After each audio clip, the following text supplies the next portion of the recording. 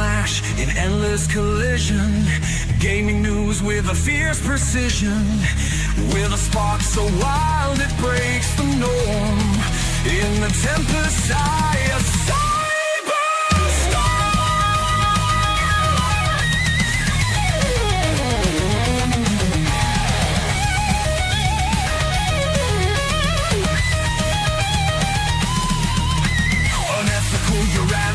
face the score. Truth burns with a psychotic roar. Corrupt suits sneer what they despise. DragonCast will open your eyes. Integrity found in DragonCast. Fire breathing metal, screaming loud. Lavistro's here to shake the crowd. Psychotic dragon ready to ignite. Hold on tight, we're taking flight! DragonCast!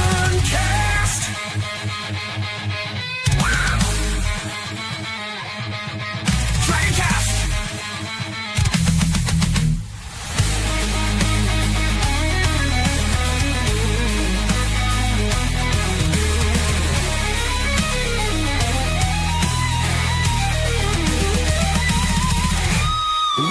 Of justice cut through the dark. Lavistro's roar ignites the spark. A dragon's heart fiercely defends the gaming world. Our passion ascends. This is DragonCast. DragonCast. Hello, everybody, and welcome to DragonCast. I'm your host, Lavistro, coming to you with all news, tips, and tricks within the gaming spectrum. Bo's running a little late, I believe, and Dash his time with family, so it's another DragonCast versus a one-on-one interview for the time being. And I'm here with my special guest, Tombi. I've been waiting for this for a few months, and I've been planning this for this exact day because, well, last night was 4th of July. So what better way to send out the new year than have a member of another nation we fought come in as an old friend. But before we continue, I'd like to go ahead and address the chat. Welcome everybody on this stream. We have Run of Bly. Hello. I hope you're saying your name right. Valkyria Winner. Always nice to see you. And it's always food time with him. Lord Dragneil. Hello. Nice to see you, old friend. Lionheart. Hello. Another good supporter. I don't know who the fuck this loser is, but he got my face. But yes, we are also live on the Rumble, but if you are going to the Rumble, we're not using Rumble Studio right now. I have this old habit and habits die hard, but eventually we will be on Rumble Studio for DragonCast 2.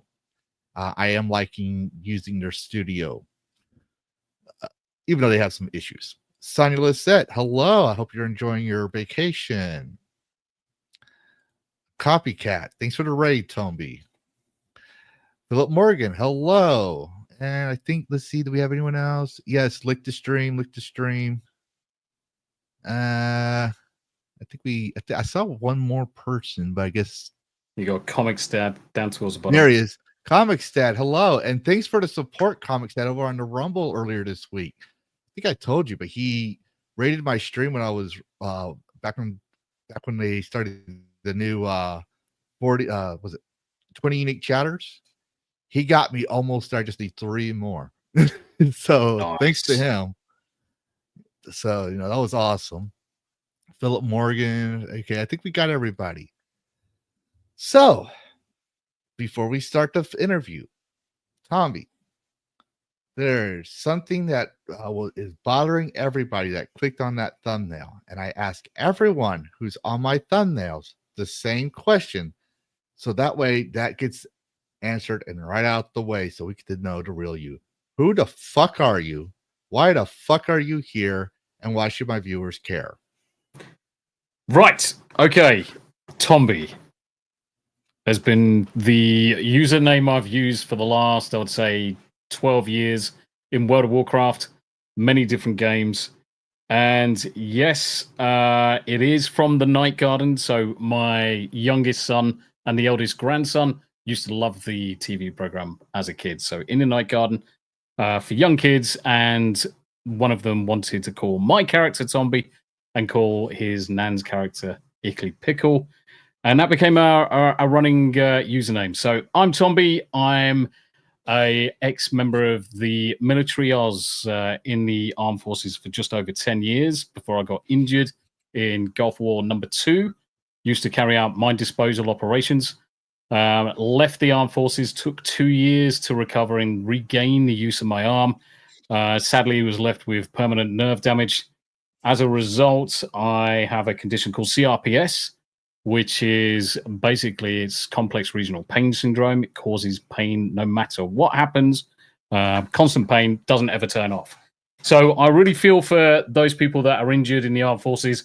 I've got a lot of time for brothers and sisters from all nations, irrespective, especially when it comes to the armed forces, especially for the disabled veterans out there.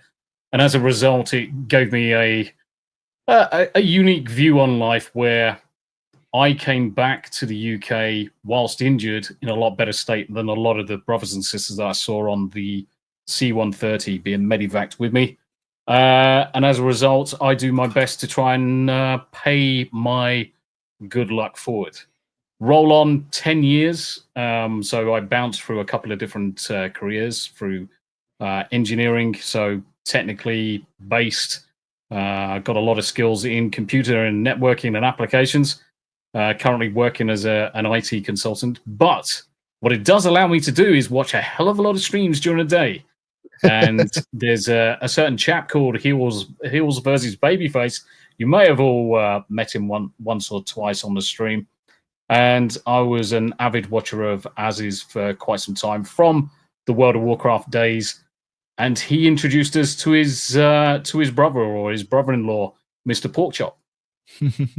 I had the pleasure and the honor of building Mr. Porkchop's streaming rig. So that basically opened quite a few doors back in 2023 to introduce me to quite a wide variety of different streamers already in place. So you're looking at Nina Infinity, X-Ray Girl, Mike the Cyborg, and many, many, many others. And I thought to myself, do you know what? If Mr. Porkchop can stream, and Az can stream, and I can talk the hind legs off a dozen donkeys, and I know the tech, I know how to set the computers up, I know how to do the streaming, why don't I just do it for myself? And yeah, at that point in time, Tombi's channel was born. I spent a good month creating all of my avatars and logos and how I wanted my channel to look. And yeah, Tombi channel was born on YouTube, not just YouTube. I started off for the first month playing some Conan Exiles with the guys and Nina. Oh, yeah. And it really kicked off in June 2023 when Nina Infinity turns around and says, would you like to play Baldur's Gate 3? And I was like, the opportunity of a lifetime to play with a much bigger streamer than myself. And Nina's lovely. I've got a lot of time for Nina. Mm-hmm. She is a good human after all. And I spent good 4 months learning the ropes, getting up to speed with how to communicate with the stream, with the chat, getting all of the nooks and crannies sorted to the point where I was actually streaming on YouTube, Rumble, Kick, Twitter, and Twitch all at the same time. Because why do one platform when I had a computer that was capable of doing all platforms at the same time? So all the bandwidth was mine. I learned a lot in the first 2 years. So roll on to 2025, where we are now. And why should you care? Because of everything that I've learned certainly over the course of the last 10 years, through both personal life, 8 kids, 12 grandkids. I've seen, I've done quite a few things, and I try and support every single person, irrespective whether they're just starting out with streaming, whether they've been well established for quite some time. And I pride myself on the ability to help others. And whilst I generally try not to advertise that I'm helping people, mostly from a modesty perspective, I want people to succeed. I want people to grow themselves. So that's why I'll generally help people from the backgrounds and not really require any kind of like praise for it. But it is what it is. Some people do the shout out, do the praise, but I'm here to basically show everybody that they can do it themselves and support in any way I can. So yeah, why would you want to subscribe to me? Because I'm fucking awesome, and I swear a lot. I drink a lot of tea, and in fact, I've got no tea left. Look at that dribble. It's disappointing. British man. Please don't kill me. I know how, and I don't want to die. Definitely not in a we've been microwave. through that when y'all did the stamp back and forcing us to pay more taxes on tea, and we had one big hell of a caffeine withdrawal where we ended up killing y'all on Christmas in Minecraft. Yeah. We drink coffee now. That doesn't really help. So, you know, somebody give Tombi some tea, please. I really don't want to be non-existent.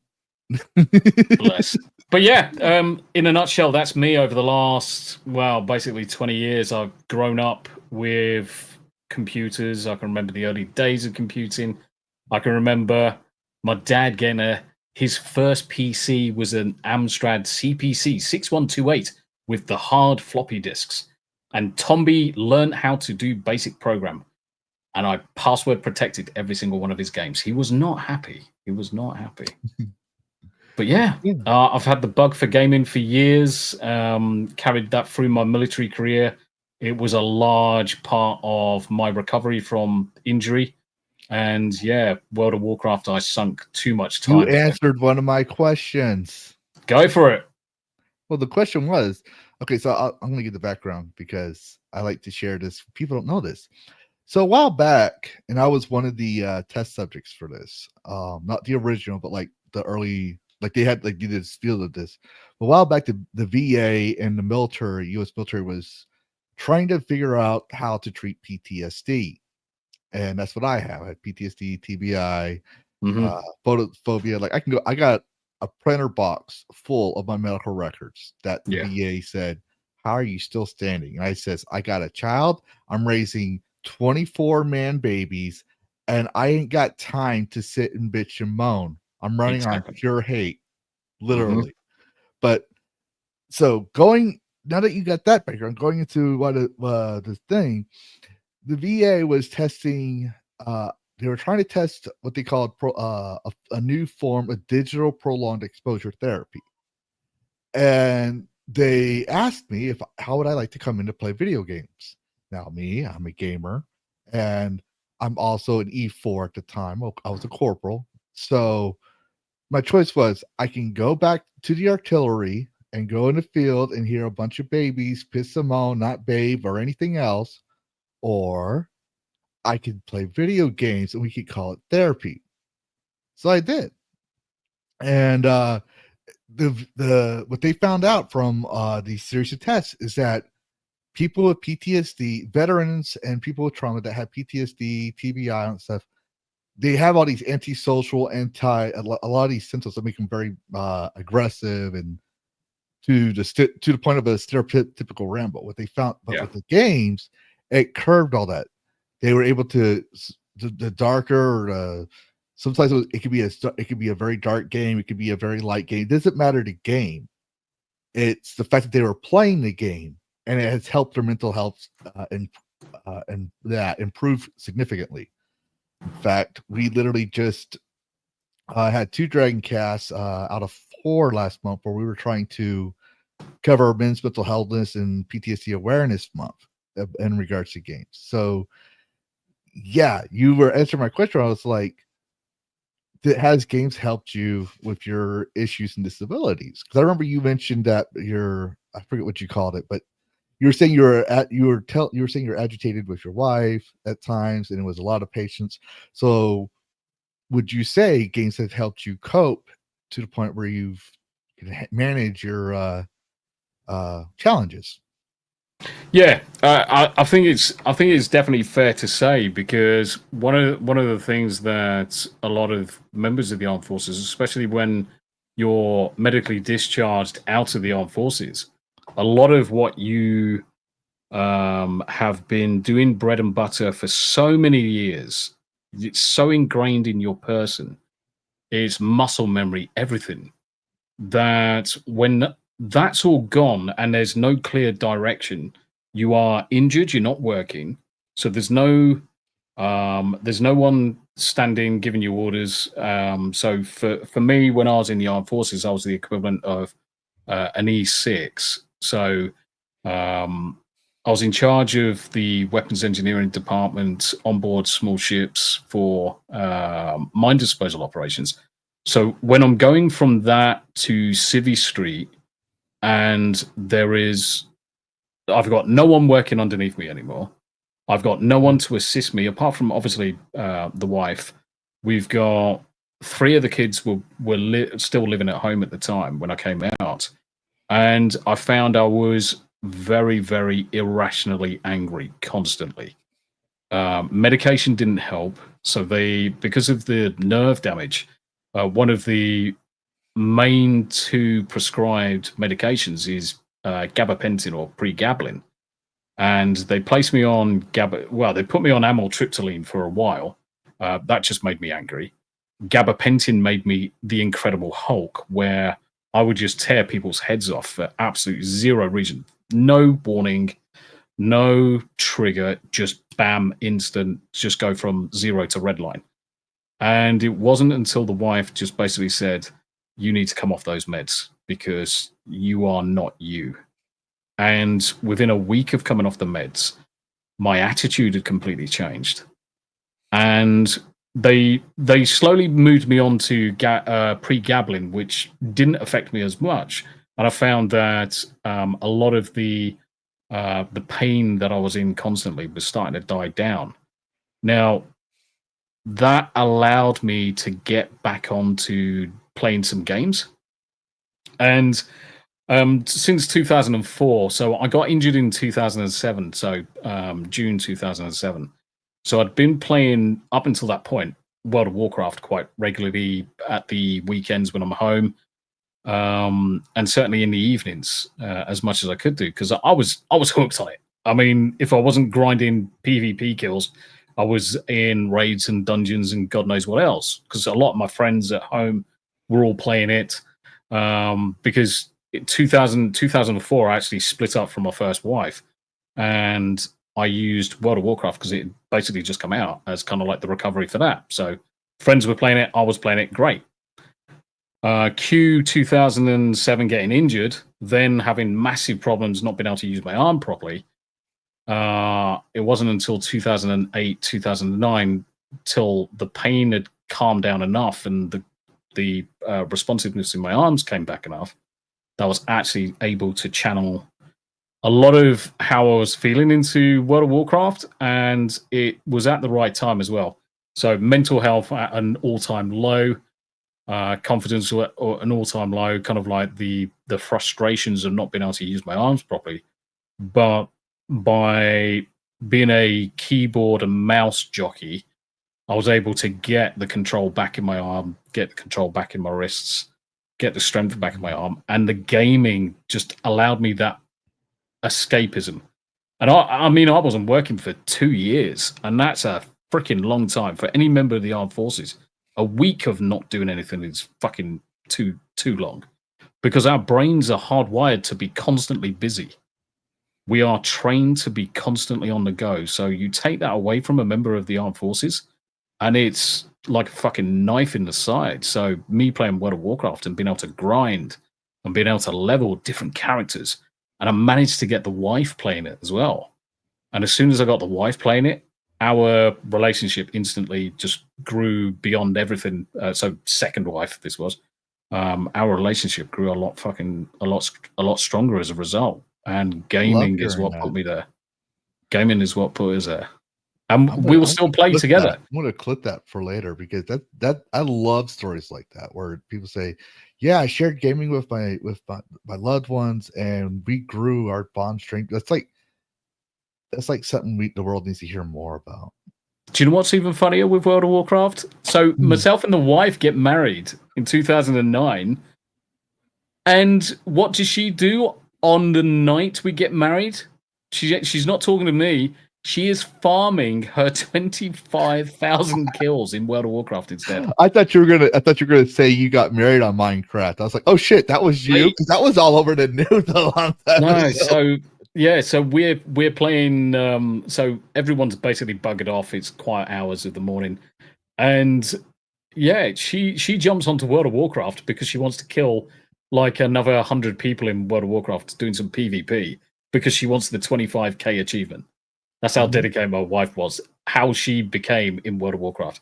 She started playing it more than I did. I mean, I got back into work, so I was then busy with work, but still playing World of Warcraft, raiding, guild leading, and everything else in the evenings because I was leading a high end raiding guild. In the end, that's what the gaming and recovery did for me. It gave me that chance to improve to such a level that I was one of the top players, and to have the wife join me on quite many of these adventures.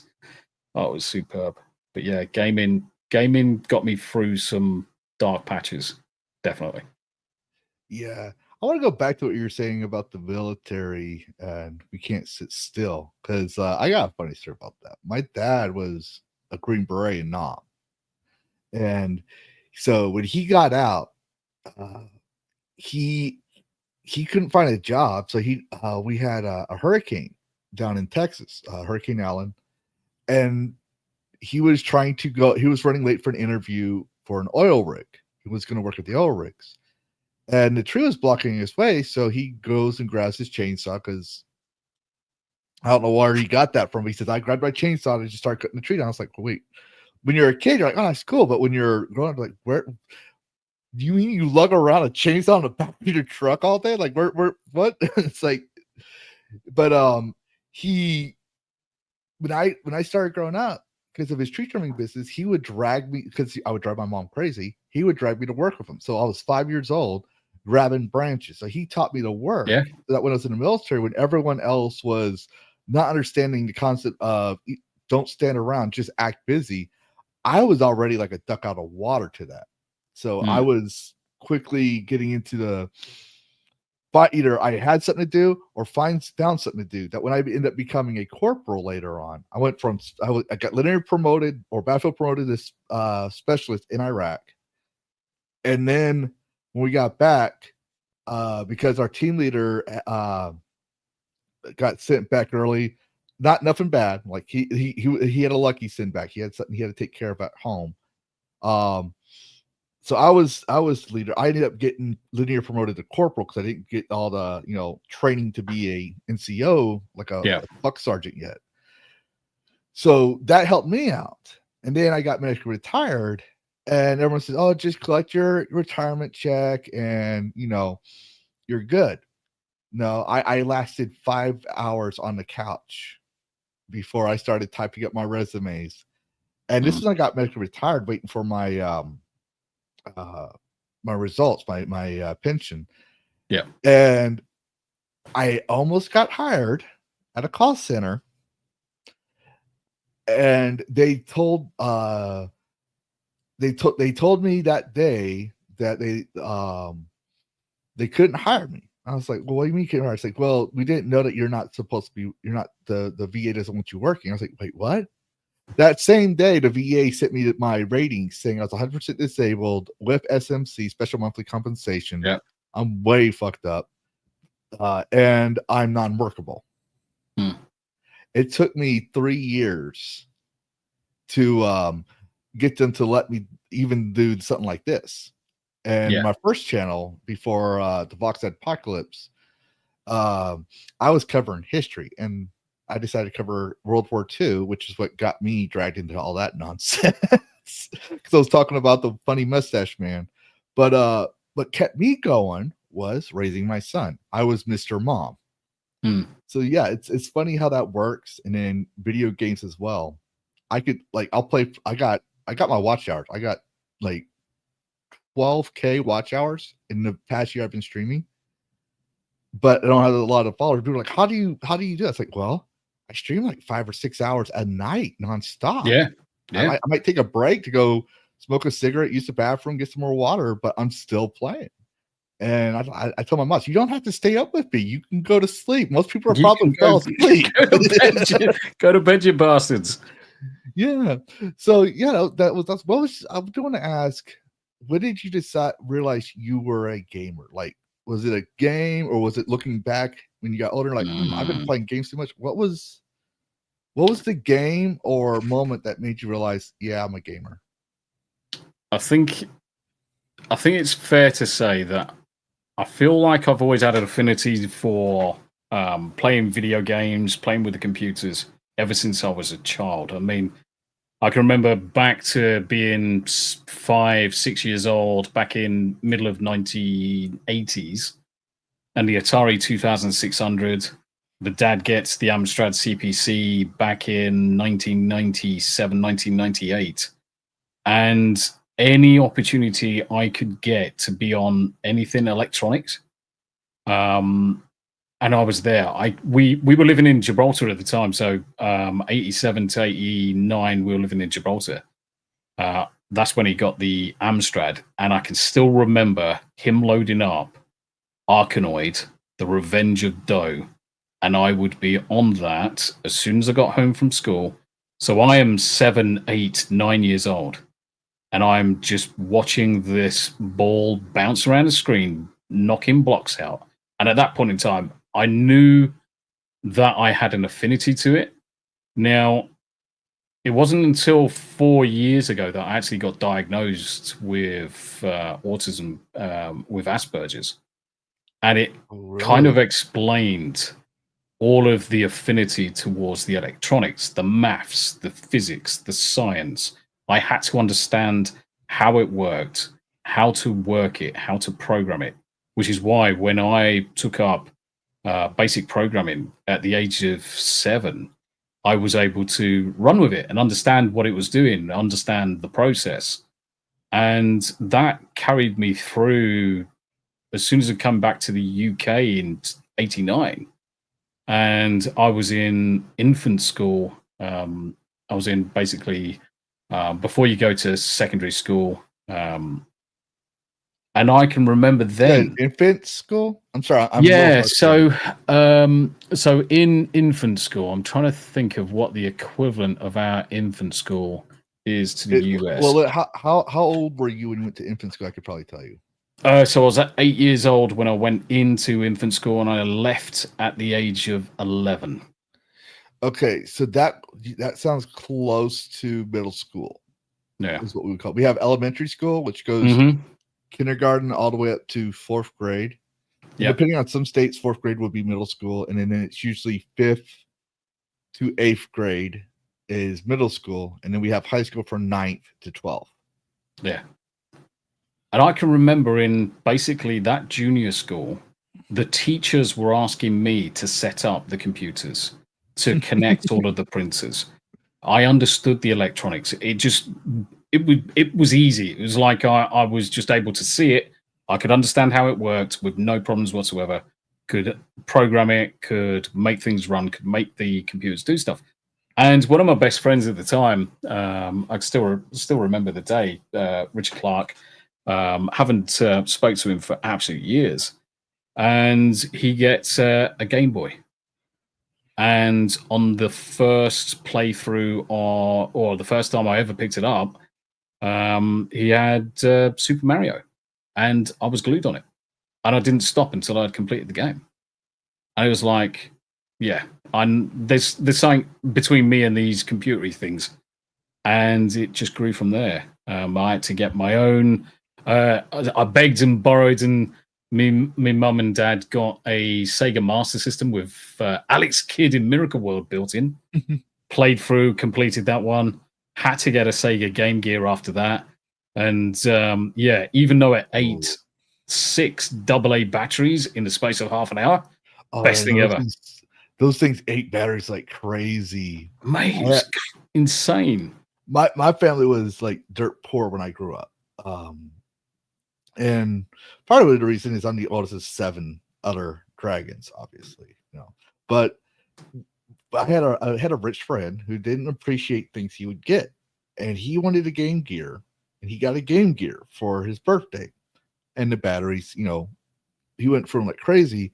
He got so frustrated with it. 2 days later, I'm playing with him, and he tells me, he's like, "You want my Game Gear?"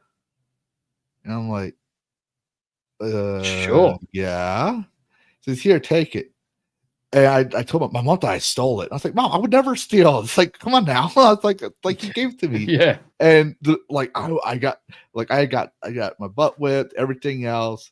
And then they found out, because they found out his mom calls him back and says, yeah, he gave it to him after she got done yelling at him for, doing all that. And then I did not talk to my dad for days. But I played it. All I had was Sonic Chaos on that thing. Mm. But my first console was the Brick. Yeah. And that had it had Tetris, Mario, and then on the side my mom and dad managed to give me Legend of Zelda. Yeah. The Link to the Past. And that Link right to the there is Past. what got me into being a gamer, because he had a sword, he was left-handed, I'm left-handed, I like swords, which is probably the reason why I always play as an elf in fantasy games now. But And even to this day, you can still hear the do do do do. I played that thing so much, I burnt the image onto the brick. Like, you could still see the title screen of Legend of Zelda, because if I couldn't play it, I would have it in my pocket and put the headset on, and I would do my chores, listening to the theme song. And it was wonderful, because it was also when my mom found out that there's a pamphlet and it says, "I'm more than a conqueror." I love telling this story, because I used to I don't tell people this, but since you mentioned it, I'll share it too. I did not get diagnosed with Asperger's until I was already in the military. So I did not know I had Asperger's. And my brother has Asperger's. But between our generation, like I'm probably like maybe 10 years younger than you. I'm pretty sure. I don't know. Probably close to your age. And he is 10 years younger than me. So that 10-year span, they were able to diagnose him as a child quicker than they were for me. Yeah. But I had social issues. I couldn't catch up on social clicks very easily, and I was always getting into trouble. And my dad's solution was, if someone picks on you, beat them the fuck up. Yep. And that's what I did. And I would get in trouble, because I didn't know the difference between picking on me and roasting me, as the kids say it these days. Yeah. But my mom says, if you learn to deal with your issues at school and no longer have issues, I will get you another game. Don't worry about how expensive it is. I'll make it happen. And so I did. I tried that, and I have nearly, I don't know how they managed it, but I have nearly every Game Boy game from the early 90s. They managed to find me a game. That's how serious I took it. Yeah. I have the Gator pinball game. I have Q-Bird. I had the Top Gun simulator. Like, it's like people, like, games are a really good outlet for a lot of people. It can motivate you. It's a stress relief. It's a place of immersion. It's similar to like playing, watching your football games for some people, or dramas.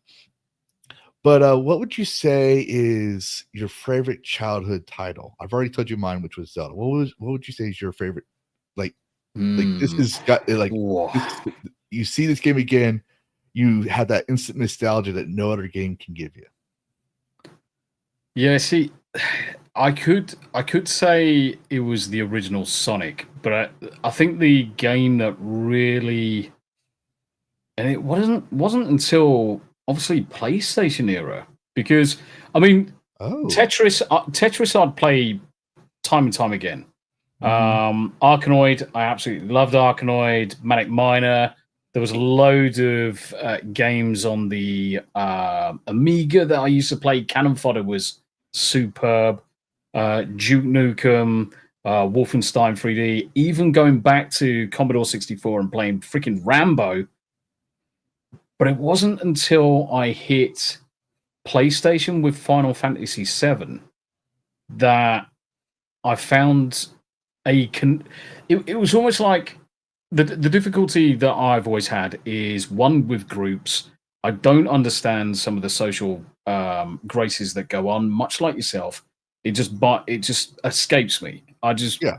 I just don't understand it. I can't do groups. I've never done groups, and even more so since coming out of the armed forces. Just don't get me in groups of people. Because my brain goes into hyper focus, and I just want to look for every escape route possible. So I Oh, really yeah. don't work. I really don't work with groups. So there I am with Final Fantasy VII.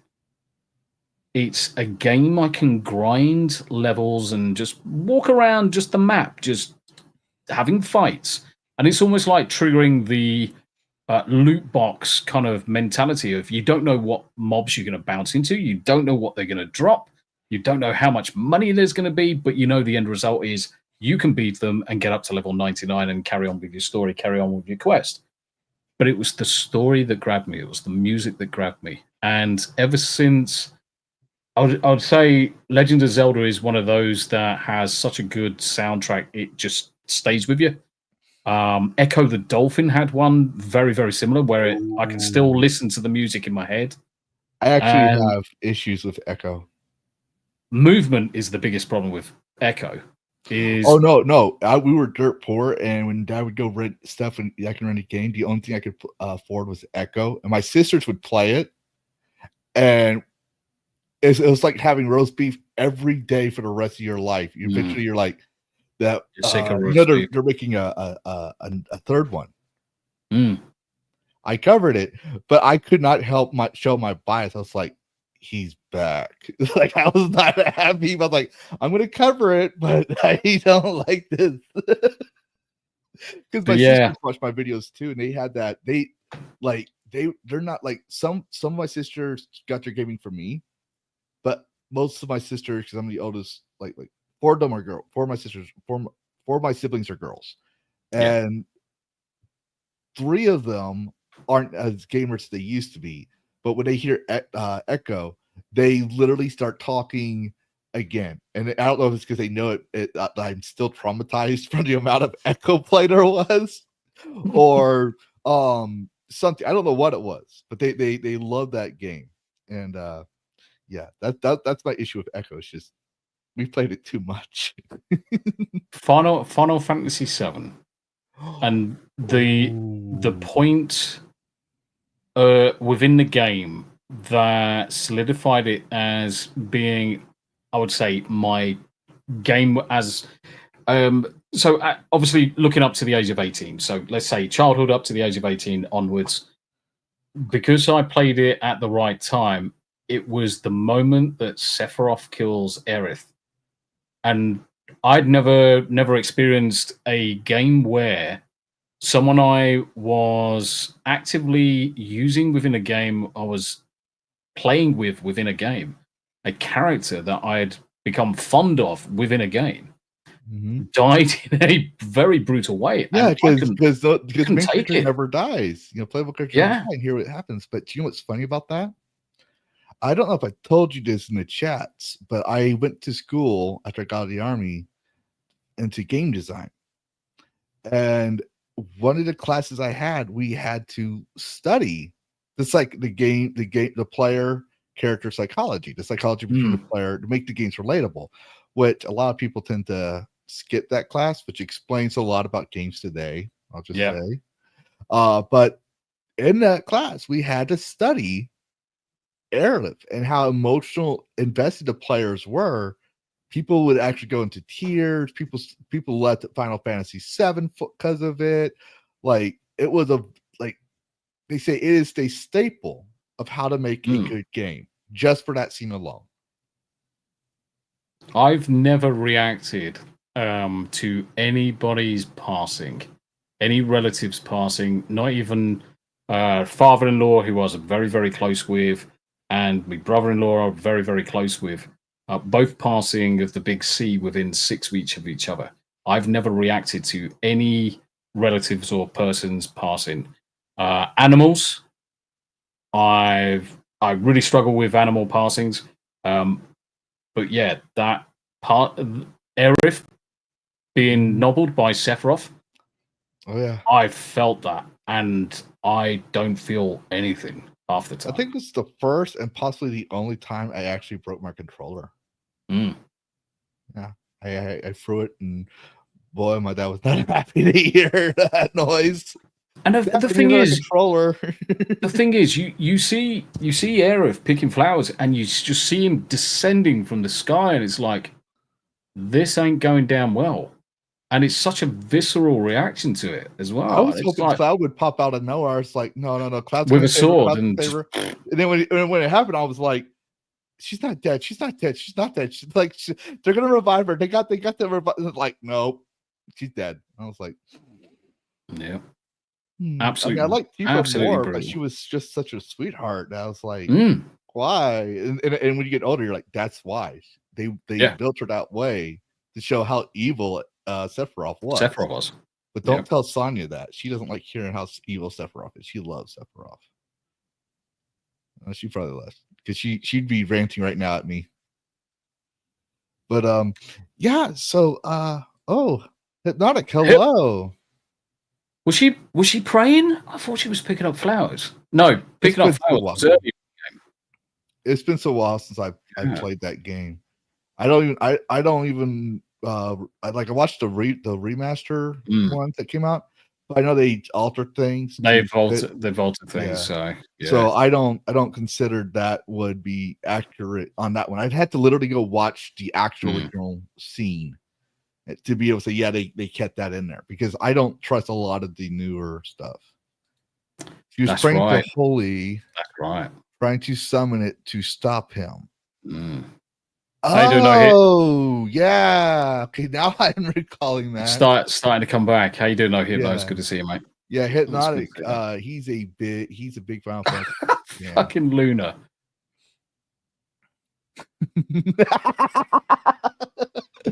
I was picking my nose when I first saw the cutscene play out. Yeah. That explains why your lunar lucidity, I guess. Dug too deep, dumb it. Yeah. No. Years of child therapy seeing that scene. If you think about it, he would probably, seeing he was picking his nose, he's probably a toddler at that age.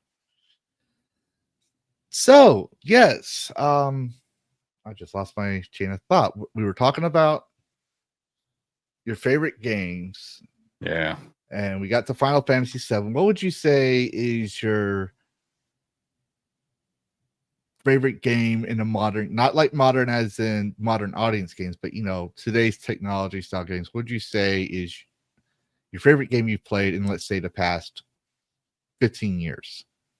We'll give you a wider range there. Yeah, so it would be easy for me to say World of Warcraft, because I sank the best part of 22,000 freaking hours into that game. But it's not the game. Certainly, if you look at World of Warcraft now, it's an absolute freaking state. It hasn't been relevant or good enough since Wrath, even though we still played it. Wrath of the Lich King was the pinnacle of World of Warcraft. So I'm not going to say that was the last DLC I played.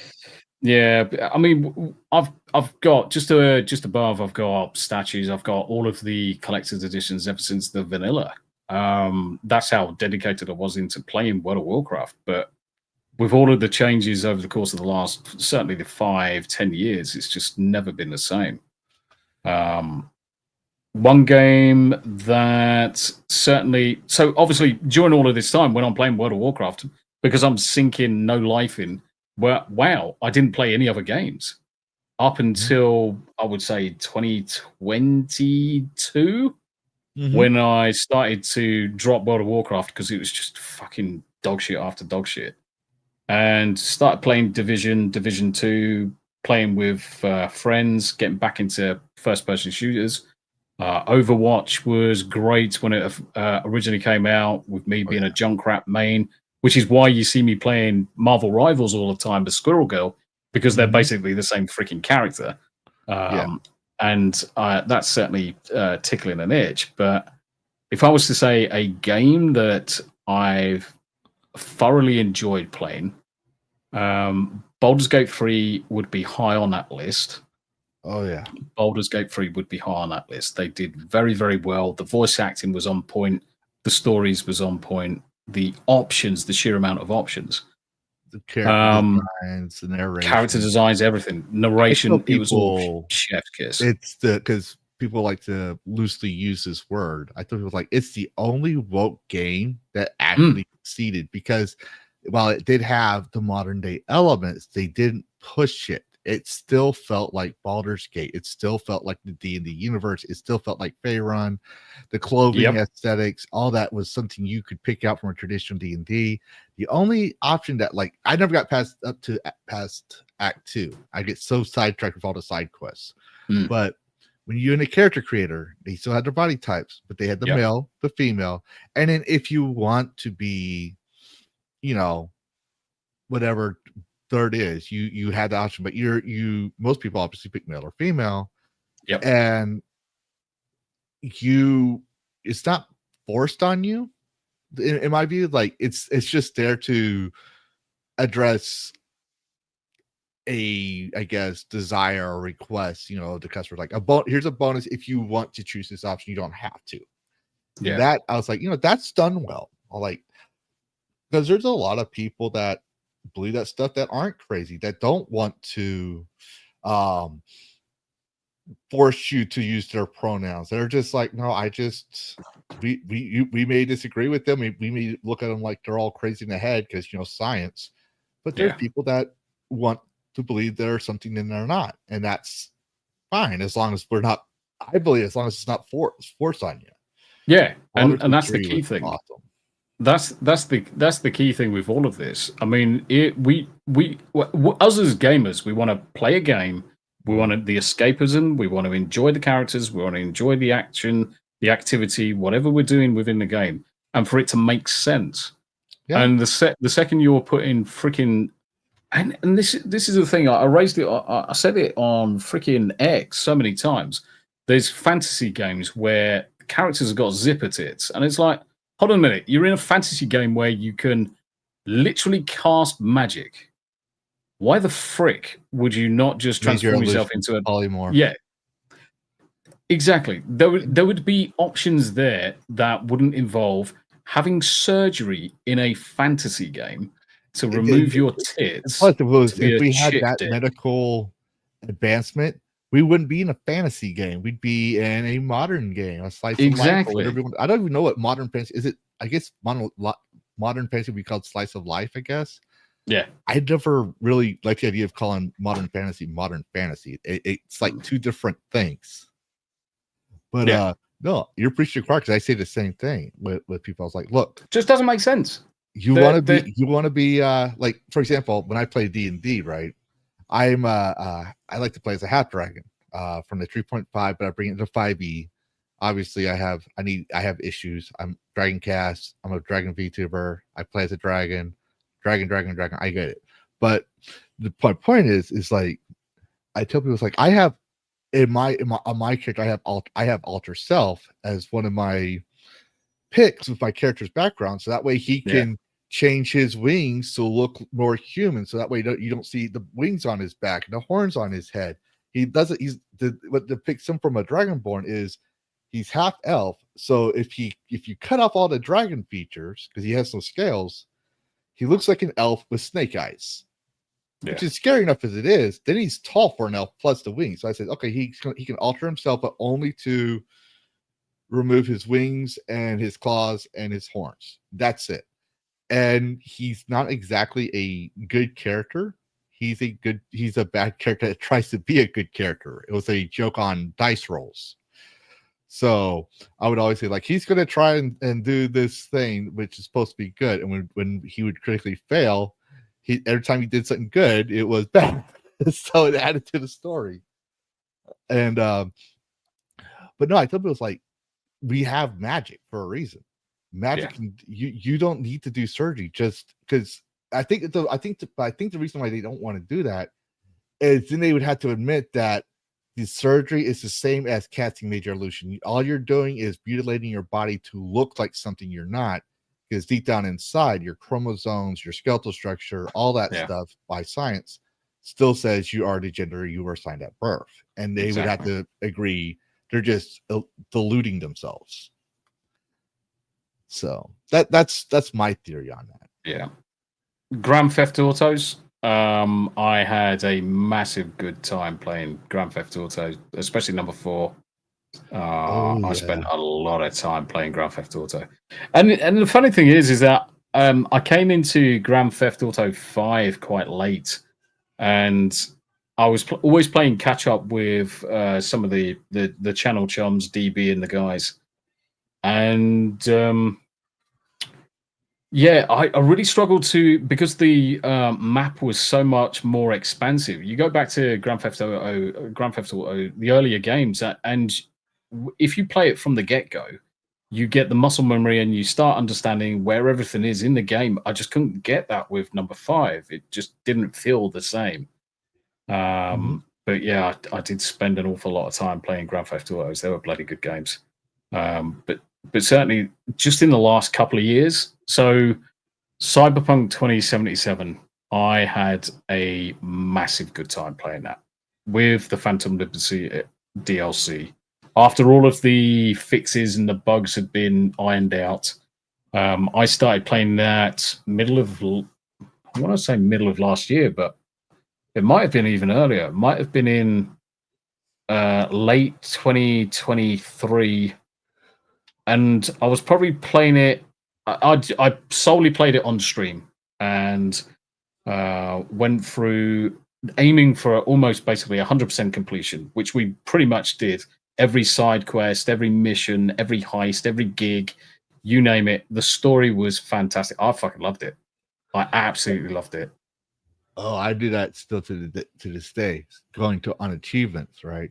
Yeah. So, like I said, I was 4, so I had to find different ways to play my game to make them last longer. And I would play one time with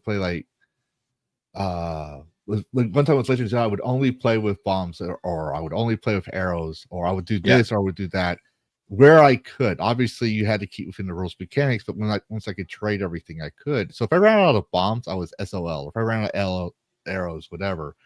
But then the Xbox came out with the achievement system. And I was like, oh, I was already training for this unaware. So I have to, it drives me nuts if I don't grab the achievements. Now, I don't think that, like, I'll make the joke of you haven't really beat the game until you've done everything. But at the same time, I'm like, bragging rights, if that were. Like, one of the things I did, Darksiders, the first game. Yeah. In the first game, there's an achievement that people don't realize, that if you knock down the news helicopter during Judgment Day, you get an achievement for that. I didn't know that. I just saw the helicopter and I'm like, okay, I'm the Angel of War here, whatever. I can't remember the main characters personally because it's been so long, but I remember knocking that helicopter up and seeing it pop on the Xbox, like, oh, sweet. And it's like, that's awesome. That even to this day, we will play a game, and most times we will play it and not go on to another game until we have 100% achievements. Yeah. Like with BootCon, started when it came out opening night, and I couldn't play another game except for Phasmophobia on Wednesdays until Halloween.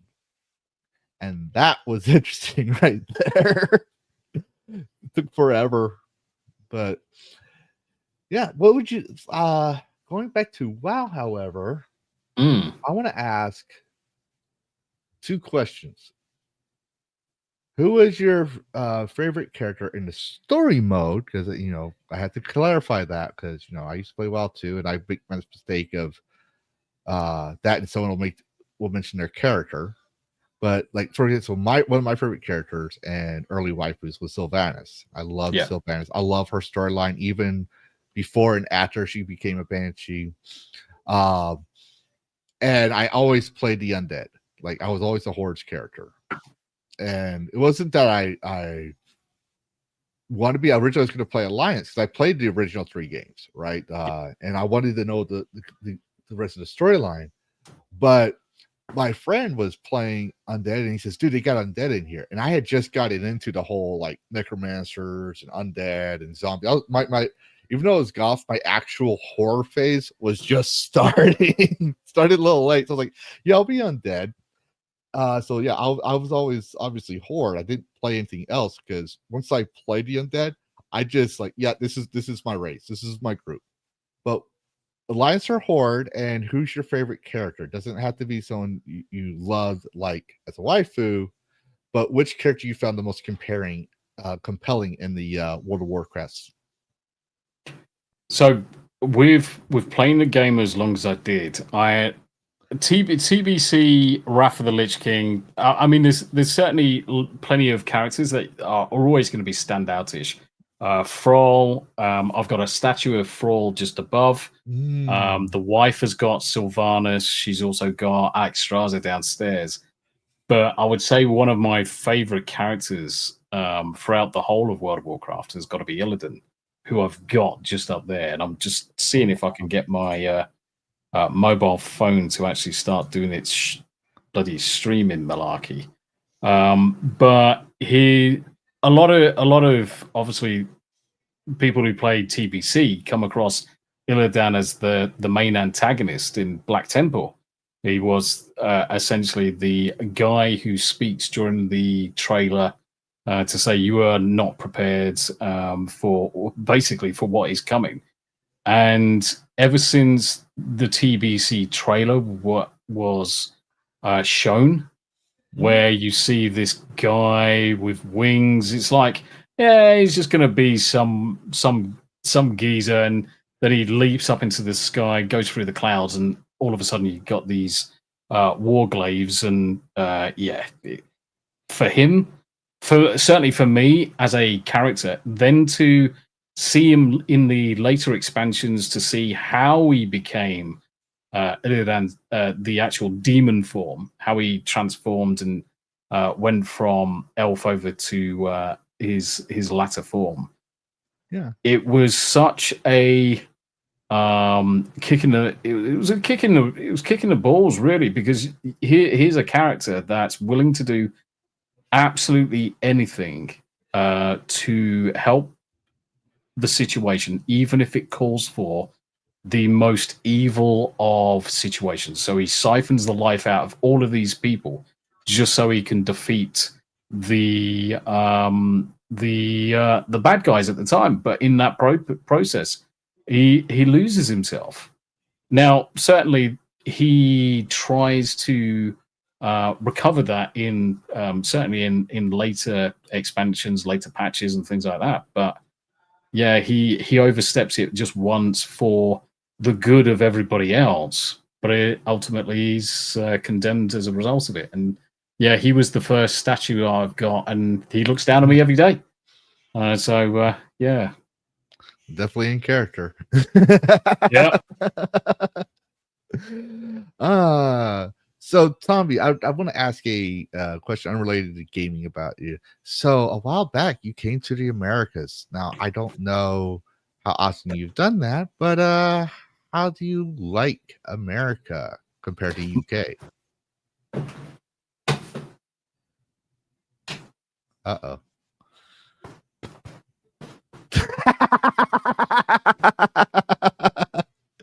Not just that. Hold on. Not just that. Oh, crikey. Oh, yeah. Oh, yeah. It's got a spider web on it. Bastard. Dirty little bastard. I hope you got that in a proper store. I did. I did. I went into a proper store, got it all measured up. And yeah, I absolutely love America. To be honest, well, let me rephrase. Let me clarify that point. So when so both me and the wife had come across to America in the tail end of May. So it was basically our 16th wedding anniversary. We hadn't had a holiday in 5 years because of real life and issues and everything else that happens to everybody. So we thought, let's go to America for 3 weeks. Let's escape out. Let's start off. We started it off in Boston, Salem, Sleepy Hollow, Annapolis, DC, Virginia, and then we went to Tennessee. And we spent the majority of our time in Tennessee. Knoxville was okay, but Nashville, we spent a good week in Nashville. And the people, no problems. It was absolutely fantastic. The atmosphere was superb. We never had a problem with any of the food, even though biscuits and gravy is weird. It's something that I thoroughly enjoyed. I thoroughly enjoyed it. It was the thing. The thing is with the biscuits and gravy, it was saltier than I expected it. So I found it very, very rich. But I mean, we're coming from British cuisine, which doesn't use massive amounts of salt and sugar. You know why we do that? Why we have a lot of salt in our food, right? Yeah. It's how humid it is down south. How humid. Yeah. We need the salt. Like, people don't realize that, yeah, it's not healthy for you, but in our climate, we sweat it out. That's why we may be fat or this or that, but we rarely have clogged arteries and stuff. It's because we're constantly trying to keep cool. Even in the we don't have a fall. I miss fall with the colored leaves and stuff. We have summer fall. We have hell summer and summer fall. Yep. So our American holidays got to the stage where we have now confirmed at some point within the next 2 to 5 years, we are leaving the UK. We are moving to America. We are actively looking at a circumference around Nashville up to 3 hours drive from Nashville. And we are looking for a place with sufficient land that we can raise our Bernese Mountain Dogs. So myself and the wife, we've got 2 Bernese Mountain Dogs currently, but we want a hell of a lot more. So in order to have more, we need land. And Tennessee offers very similar climates to the UK. So it won't affect the dogs too much. We can't go further south because it will get too hot for the dogs. And I can't go further north because it will get too cold for the wife. So it's like 6 and 2 threes. Let's go for Tennessee. We thoroughly enjoyed it. And I was gutted the day that we had to fly home because we enjoyed it so much. I met up with a lot of the guys from the community and certainly from those that pop into my channel quite often. And sadly, we weren't able to see everybody that we had planned. Real life has its issues. Other people had stuff going on. But it's opened our eyes up to, we've raised our own kids. So me and the wife, we've raised 8 kids. The 12 grandkids, most of them are into their teens now. It's time for us to just chill out and do things for us. I mean, our second youngest son moved in with his girlfriend literally last week. Nice. So now it's a case where there's only me and the wife and the dogs and the cats and freaking animals, but they don't technically count, in a 3-bedroom house. We don't need all of the space. So why not sell up, move across to America and have some of us time? And eventually, if the situation arrives, become American citizens. I mean, for me, it's I thoroughly enjoyed it. I can't wait to come back. If I could go tomorrow, I would be there. I would 100% be there. Exactly. America's awesome. That's why, well, I usually make the joke about the chocolate cookie biscuits, but reality was when we saw America, when we colonized, we're like, yeah, we're not British anymore. We love it here. Do you know what? Do you know the thing that really ticked the box for me? So over there, you have a lot more veteran supporting businesses. In the UK, we don't. We just you really can't find it. You really can't find it. So there I am. I'm just outside of Norfolk in their premium outlets. It's basically a shopping mall. And there's Grunt Style, there's Born United, t-shirt shops and clothing shops. And I was speaking to the veterans that were working in those and the guys that were working in those. And I felt like I was at home talking to people that spoke my language. Yeah. They had seen combat. They understood what it meant to people like ourselves. They understood the impact that those situations produce. They're actively supporting veterans in similar positions. I mean, you were talking earlier about the military benefits and the pension side of life. So it took me 7 years to get my military pension sorted. I eventually had to take the armed forces, so the Crown, to court in the UK for a medical tribunal to get my proper pension sorted. And 7 years in the making, three judges presiding over this event, and they ruled in my favor in 3 minutes. They just said, we don't even know why you're here. This is a clear case. The armed forces is wrong. The Crown is wrong. This is what your payment should. This is what your pension should be, in line with your findings, mine. Because I'm like, I can't be on this tariff if that tariff says I'm going to be completely healed after 26 weeks, and we're 7 years down the line. Guys, it's not rocket science.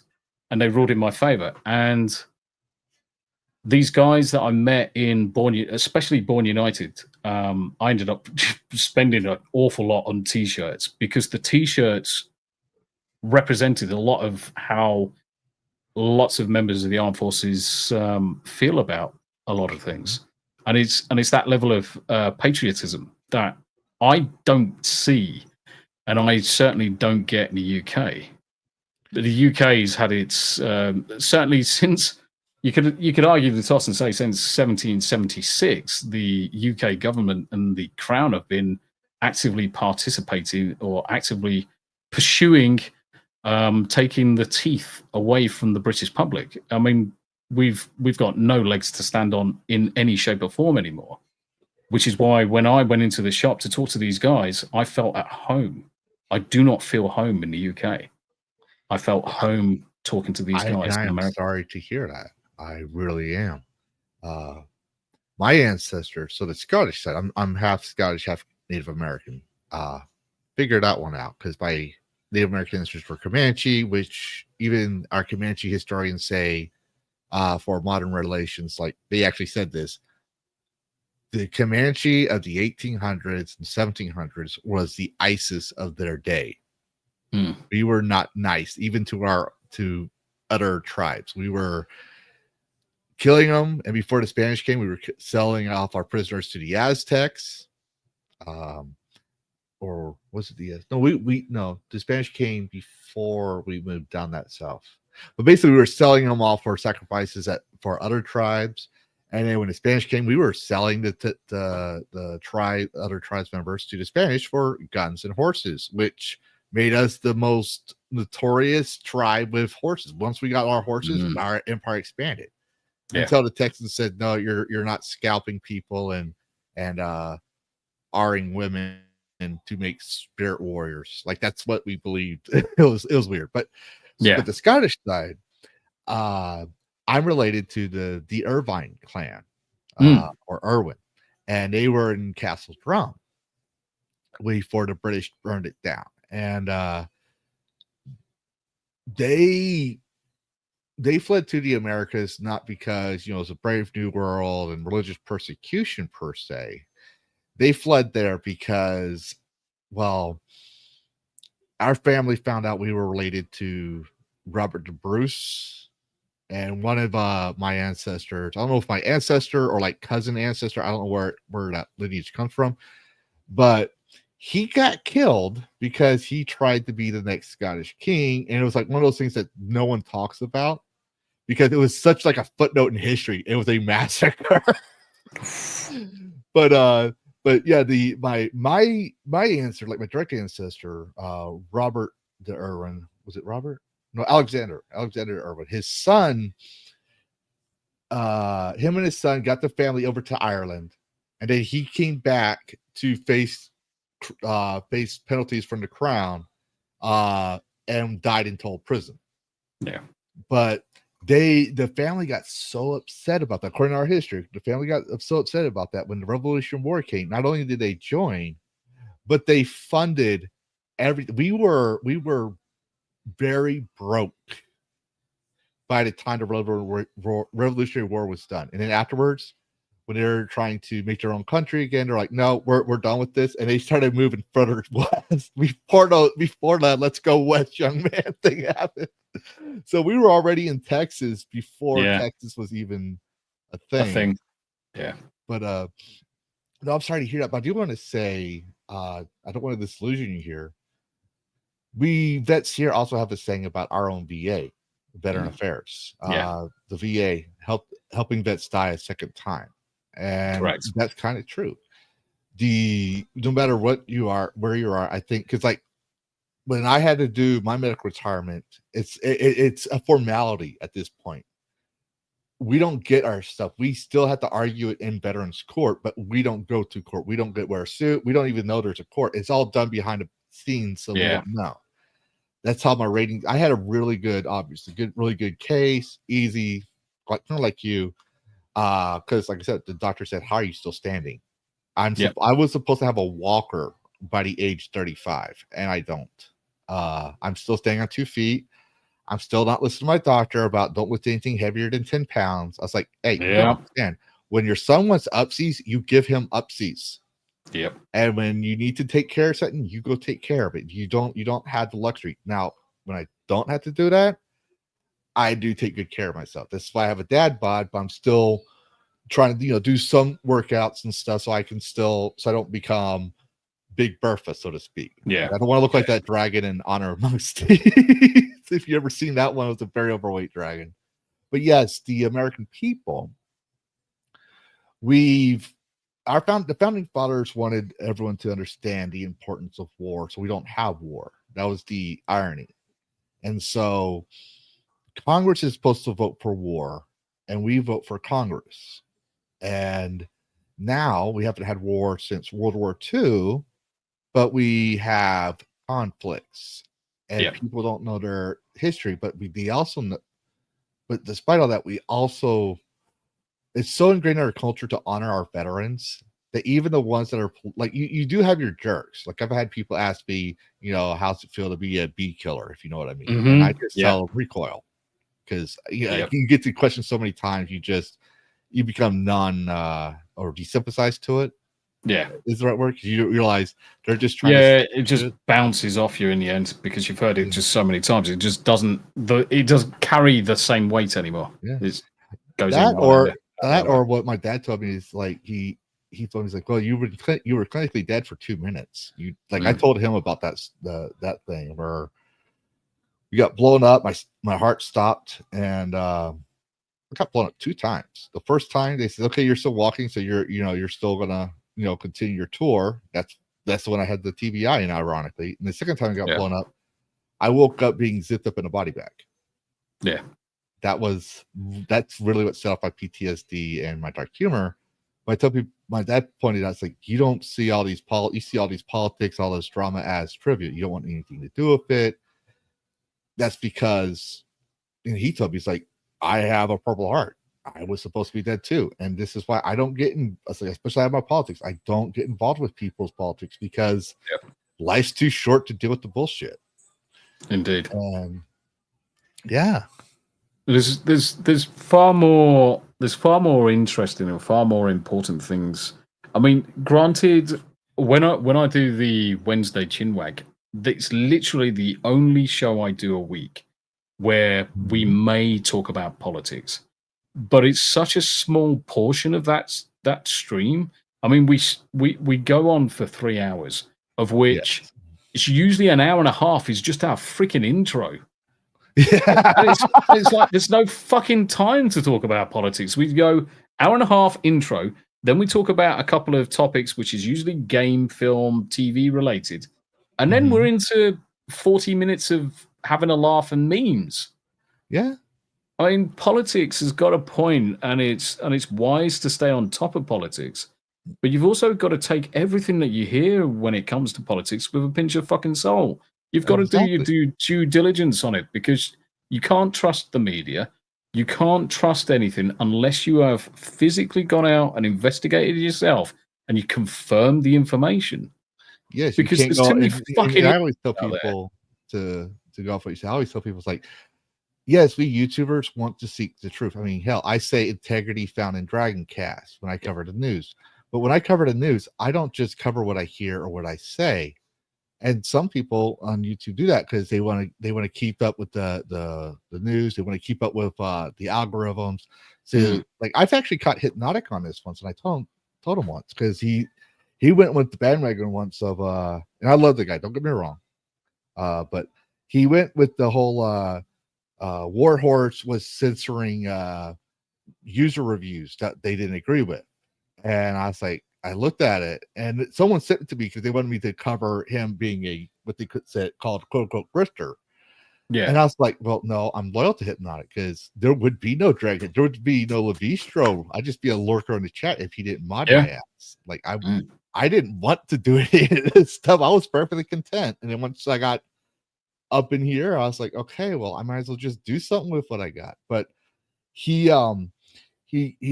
covered it, and I was like, no, boss, you forgot this last part here at the bottom where it says I'll be sailing the high seas on this one. Steam does not take that lightly. If they think it's piracy, they will shut it down. Here's the policies that we agree to where it says that. So he obviously retracted his statement. So I'll tell people, take everything you hear, even from me, and I'll say even from you, with a grain of salt. And 100%. I don't know about your views. I don't like to usually mention mine, but after JDA, I kind of had to, so I just use it sparingly, like properly use of seasoning. The quote from the Bible, from being a Christian, the Bible literally says, "Test all things, hold what is true." Depending on what translation, the common translation is "hold what is good," but that translates in the Greek also as "hold what is true." So if you hear something, go look it up. That's why most of us give our sources. That's why if we say something that was without evidence, we say take it with a grain of salt. That means we don't have anything. It's what we heard. We're going to look more into it, maybe, if you're interested. But no, it's I forget where we're going with this, but yeah, politics has its place. Yeah. But if you don't balance it with something like something you enjoy, like games, drama, not drama, but like drama. Let me make sure, because I want someone clipping that. Korean drama or movies, comics. You don't have your little niche to escape. You're just going to be just like the very people you hate, which is the left, obviously. Not saying you hate, but I'm saying telling the audience, the people you hate, you don't like the woke. Well, we've seen how JDA is, for an example. We've seen people in his circles act, and they're very similar. So you have to ask yourself, where's the line stop? And if you don't have an escapism, which is what they want, they don't want you to have an escape. They want you to be both sides. That's why I don't take a side. Both sides want you to be constantly in the know of the news, to where you have no break. You're always thinking, you're always trained like a soldier to think these things. Because I guess your basic training is very similar. We're always constantly trained to look for this, look for that. Yep. When I got out of the military, I still, and part of it is the PTSD, part of it is me wanting to get out of social situations, but it's also just that training of, okay, there's a window there, there's a door there. What's the safe way? Like, I had a plan to unalive people in Minecraft when I met them. I don't like that idea, but that's how I was trained, and it doesn't go away. It's not that I was brainwashed. It's just, it's kind of like trained to do a job. It's muscle memory. It's so ingrained into our subconscious that it's always doors and corners, doors and corners. Anytime I go into a situation, it's like, okay, what is the safest route out of here? Okay, I've got the wife with me today. What is the safest way for us out of here? And then it just escalates from there. We enter every situation exactly the same. I'm still doing it today. Yeah. And I think, and that's still what political types and activists want us to be. They want us to be constantly activized to look what they want us to look for. But I think this is a great segue into the questions, because I do try to involve my chat. I think it's a good way for me to reach out to my chat and stay grounded. I try to stay humble. But Frostwing, one of my mods and a fellow Dragon, says, do you think video game developers should hire more veterans, as it seems playing video games is therapeutic for them in studies, like as beta testers or those who work in military tech or other jobs? Good question. So certainly for me, because I used playing video games as a method of healing, it would be advantageous to take that across the board with all veterans, whether or not they're injured, whether they've got physical disabilities, whether they've got mental issues.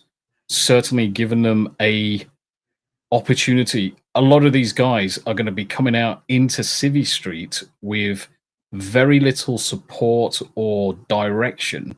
If you're then having, and I'll explain this more in a second for what the UK's got, it's kind of toothless, but you'll understand in a minute.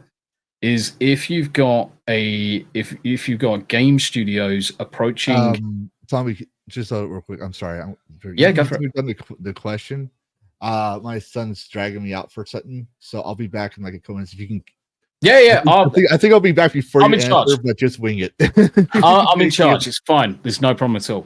So, certainly for me, because of the way I left the military. So I came out of the military straight into Civvy Street. There was no job waiting. There was no guidance. There wasn't any instruction for this is what you do in order to move on. This is the kind of things that you're entitled to. If you do this, you've got the option to get disability parking and all this crazy shit. So the UK Armed Forces, or should I say, the UK government later came out with this thing called the Armed Forces Covenant, and it was the UK people's promise to members of the armed forces that irrespective of what happens to you whilst you're in the armed forces, if you leave the armed forces, whether you're injured or not, the UK government and the UK people have got a duty of care over you. So it's a promise to the members of the armed forces saying no matter what happens to you, you've got something to do when you leave the armed forces. Most of us don't go straight back into work. A lot of us struggle to get back into work simply because of the type of work that we're into. So say you have this Armed Forces Covenant, and part of the Armed Forces Covenant are companies signing up for the Armed Forces Covenant in the UK. They physically approach the UK government and say, we want to apply to support the Armed Forces Covenant. And the way the UK government works with those companies are you provide opportunities to members of the armed forces. Game development studios could easily lean on the expertise of members of the armed forces. You look at something as simple as first-person shooters. Now you look at the tactics that a lot of us employed when we're in combat environments. And you've got studios that are designing games, and to not have that level of expertise or them as beta testers. I mean, it doesn't even need to be armed forces or conflict related. It could be any form of video game.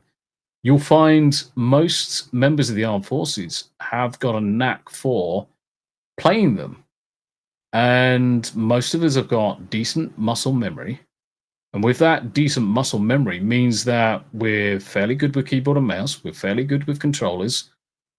We react to things visually. Most of us do. Most of us are wired to react to things visually. So I think Frostbank, if they were to provide more opportunities, certainly to advertise more opportunities at career events, and especially when I was medically discharged, I had 2 employers approach me instantly. I had MI6, because a lot of the stuff I also did behind closed doors was slightly secretive. I had MI6 come to me, and I had another aerospace company approach me. But neither one of those jobs would have supported my recovery back into Civvy Street. Whereas having something game related, whether I could be a consultant on a game, it could be sound design, it could be trailers, it could be story related, it could be just the mechanics of the game itself, especially for first person shooters, especially for anything that's armed forces related. But yeah, I'm all in favor of having avenues made available for gaming beta testers for the armed forces guys. And as soon as you come out of the armed forces, they really should be standing there waiting and saying, have you ever thought about a career in XYZ, beta testing, quality assurance, you name it? It would give the likes of us an avenue to recover from whatever situations we've been in a controlled environment, but in a way that supports our recovery in the best way.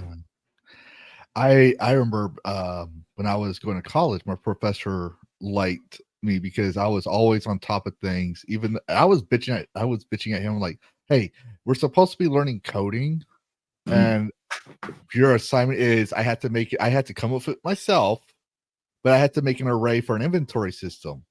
Well, it would help if I knew what the fuck an array is. You haven't talked about that the whole week, and the assignment's due tomorrow, and you kept pushing it off, saying, I will talk to you later about it, and you never do. So he liked that, even because he wasn't one of those like woke Trump bad kind of people, but he liked to drone on about him being a hillbilly when he was growing up, and then he's smarter than everyone kind of professors. If you like, he would talk about his past. But I ended up having to train myself. But a lot of people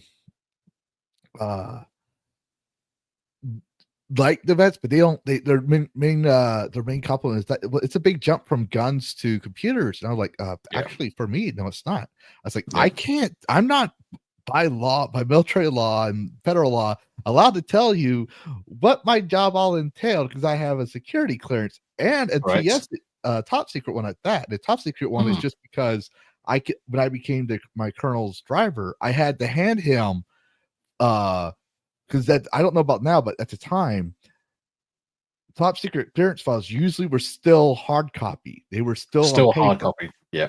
And I was told, my sergeant major told me, it's like, if you get a top secret thing, since your security clearance hasn't come back yet, you touch that, you will go to jail. So don't touch anything with this. I can't remember the color, but he said, don't touch this color envelope. And I thought, top secret clearance would literally have the little lines on it and saying top secret stamp. No, it's just a color. It's just the color of the folder. So my colonel would get mad at me. I was like, "Sir, I haven't got my top secret clearance yet." And he goes, "Well, why have it?" It's like, "Well, because I'm told to leave you until you leave." He goes, "Go get that shit done. Don't come back to your desk until it's done," which takes a while. So I would report in for duty for PT in the morning, and my sergeant major would be like, "Okay, you reported in for PT. Now go get whatever is done," which I was not going to tell him because he's busy. I was the one that wanted to like shirk my duty, but at the same time, I knew better than to tell him something because then he would try and find something for me to do. So I either found something to do, or I went back to my barracks room, put my headphones on, popped on my 360, and was playing video games all day until I got the news about my security clearance. Yeah, but yeah, a lot of people don't realize is that. But anyways, I trailed off. But what I'm trying to get at is, I told you, if you go look it up, you'll find out. Because I can't tell you, but there are ways a civilian can find out. The Army doesn't make sense. But my job was 13 Delta. Go look up what that MOS is. You'll find out. It's very similar to games. The very next day, it's like, yeah, it is very similar to games. So this is how we can write this so you don't get yourself in trouble. And I just ended up being a freelancer, which pissed him off because he wanted me to go AAA. And I was like, no, I did internship. I'm not even allowed to say who because there was I did not. This is when Gamergate. This is right before Gamergate happened. So you're not allowed to say certain things. And I did not know this. Like like certain politically incorrect words. And I said something which got me in trouble, but got them in trouble as well because of the equal opportunity, because I'm half Native American. So, but yes, I do think the military would be an excellent opportunity for a lot of people, for veterans. But there's another question here before we go down. Oh, this one's for both of us. Real Wade Nation Gaming Clips. I don't know if you've ever heard of him. Yes, there's been a couple of opportunities where I'm trying to jump onto Wade's streams, and it's a case of real life just gets in the freaking way all the time. Exactly. I need to make it up to the chap because he's a good lad. He's invited me a few times. Not necessarily stood him up, but real life just been a pain in the tits. I think certainly if we look at towards the end of July, beginning of August, I reckon we can make it happen. I've got a wedding that I'm preparing for at the minute, which is getting in the way of a lot of time. Yeah, it's your daughter's wedding, if I remember correctly. Right? Yeah, I'm giving my daughter away, which is terrifying in many ways. It means the kids have finally grown up. Yeah, And it's like shit. Imagine. Yeah, but that means you get to spoil your grandkids with a puppy and Red Bull. I do anyway. I love my so she's my granddaughter Lily.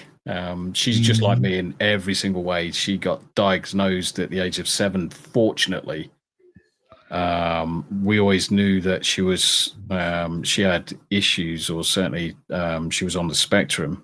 So fortunately, she was diagnosed at a very young age. That would be very helpful for her. Yeah, most of her diagnosis actually came about because of the way both me and Lily are, and especially where we are together, because we are exactly the same person, do exactly the same things, exactly the same mannerisms, exactly the same reactions, exactly the same. She is glued to playing video games. That's my That's son. all she does. That's my son. When if he's not building Legos, and which is me, it's literally me. If I wasn't playing video games, I was building Legos. Yeah. Now they have Minecraft. I literally had to force him to play other games just because he would get so fit. Because now they said he doesn't have autism or any of that, which is weird. I have it, but he doesn't. But he has the same manner of when he's focused on something, he doesn't want to talk about anything else but that thing of his interest. And so I had to force him to do other things. That to me is hallmark Asperger's, though. Yeah, that's what I thought. Hallmark. But he has more friends than I did at his age. He understands social cues, but they tested him and they said, yeah, he doesn't have it. And I was like, well, okay then. I got questions. Not unless he's just masking very, very well.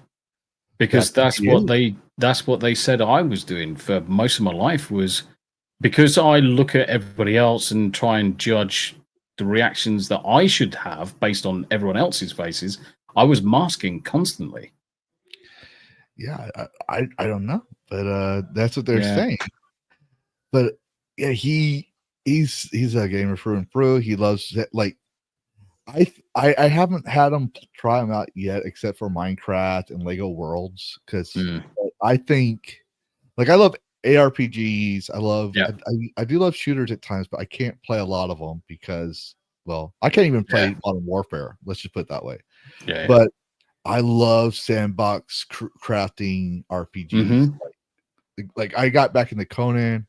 I'm actually gonna have a Conan stream where I made the intro look like a TV series, like the Hercules stuff. If you ever watched the Hercules TV series, I kind of did that. And I made a character just to run through as that. And it's gonna be a gaming stream, but I'm going to try to RP it, which I've never done before. But that'd be good. That'd be interesting. But he's like me, where when we play Minecraft, we would sit there and we have a good bond, we have a good relationship. But if you were looking at us the whole time, we're not speaking, we're sitting there building these weird things in our own little areas of the map, and we're going through and we're like, hey son, look what I built, or hey dad, look what I built. And we're just like that's all you hear in a span of hours. It's just those words. And I'll say, okay, he's gonna do well in survival and crafting games, because it's its whole other world that you can just get lost in. And I enjoy it. Like, I actually bought Dune finally. I'm gonna try playing it out. You and Val talked me into it. Like, I don't understand the Dune universe. Like, well, I probably won't play it. It looks fun. and then I saw you playing it, and Val was telling me about it. I was like, okay, fine. Val's an awesome guy. He's one of my best supporters out there. But to answer your question, Wade, as far as me, I get spammed DMs on Twitter and I get spammed on my Discord that I literally had to tell the boss man Hypnotic that I'm taking a break from all the SNH groups because people tend to think I'm the guy to go to. I'm not the producer. I'm just a mod. Yeah. But because me and Hypno are so similar that whatever he wants, I'm doing for him. Like before he even mentions it, I'm just that good of a mod. People think that I have sway with Hypno. No, I don't. So my DMs get spammed with, I'm no reason why they can't go on SNH, or can I get them on SNH? Some people I've talked to about it, they backed off, and some people don't. But I'm missing a lot of opportunities to talk with like people like Tombi or Wade. I don't know if you ever DM me. I'm just saying, it's like people. I get flooded 20 DMs a day. Yeah, and I'm not. I think I'm a nobody. I'm literally just a idiot with a controller that acts like he thinks he's a dragon. That's all I am. I don't really. I don't plan on being big, and if I do, cool. But still, people seem to think I'm the guy to go to. But I will say, DM me, and if I don't answer you within a month, then ask me again. Because probably what happens is I read the email and I would say I'm going to respond to it later. But with my brain injury, I will tend to forget. But if you don't like constantly flood my DMs, but at the same time you regularly check up on occasion, I will get back to you. I gotten back with Tony of Stark of Iron, to the point where it's easier for me to recognize his DMs when he sends them because of the not spammy, but the frequent keep in check. I'd like to come on people's show. I'd like to support people. So yeah, I would definitely like to be on your show. I've known you since I believe the Common Nerd. He shared some of his clips on Common Nerd streams. Yeah.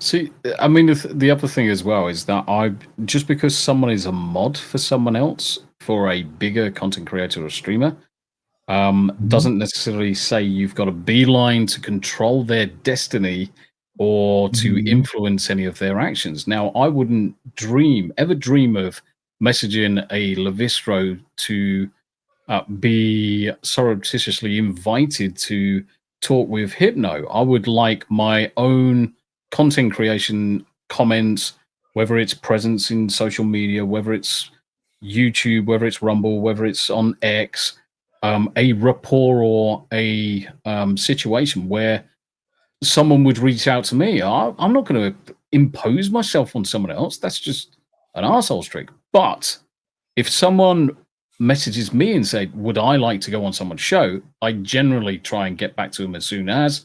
Usually it's 2 weeks notice. I like to have a 2 weeks head start on when I'm going to be on someone's shows. And if someone gives me 4 weeks, even better, because I've just got all of my schedule in. And the biggest problem I have is the UK time zones. They just generally don't work too well with some of the streams that I get invited to, because it's like 2 or 3 o'clock in the morning on a Monday morning. I'm due to work at 6 o'clock, 7 o'clock on a Monday morning, so it doesn't give a lot of time for sleep. So, but yeah, people's understanding of how connections work and networking, you have to build up rapport with people. You have to get out there for people to recognize you. Be interested in the conversation. Be a part of the conversation in chat. Chat opens up a lot of doors. Just be present, guys. Don't just expect things. That's not the way the world works. Yeah, don't think the world owes you a favor. Don't be entitled. Like I never understood that entitlement of I deserve this or I deserve that just because I'm a streamer. Like I've actually had people ask to be on my show. I don't like that. Sometimes I'm okay with it. It usually depends on how often I've seen them frequently in the chat, or like it's always a case by case basis, but usually I don't like that, or saying that they should be above the rules on certain situations because their topic's important, and then you tell them rules are rules, and they get salty about that and hold grudges. Like that, we've all had people like that. But I will say, I try.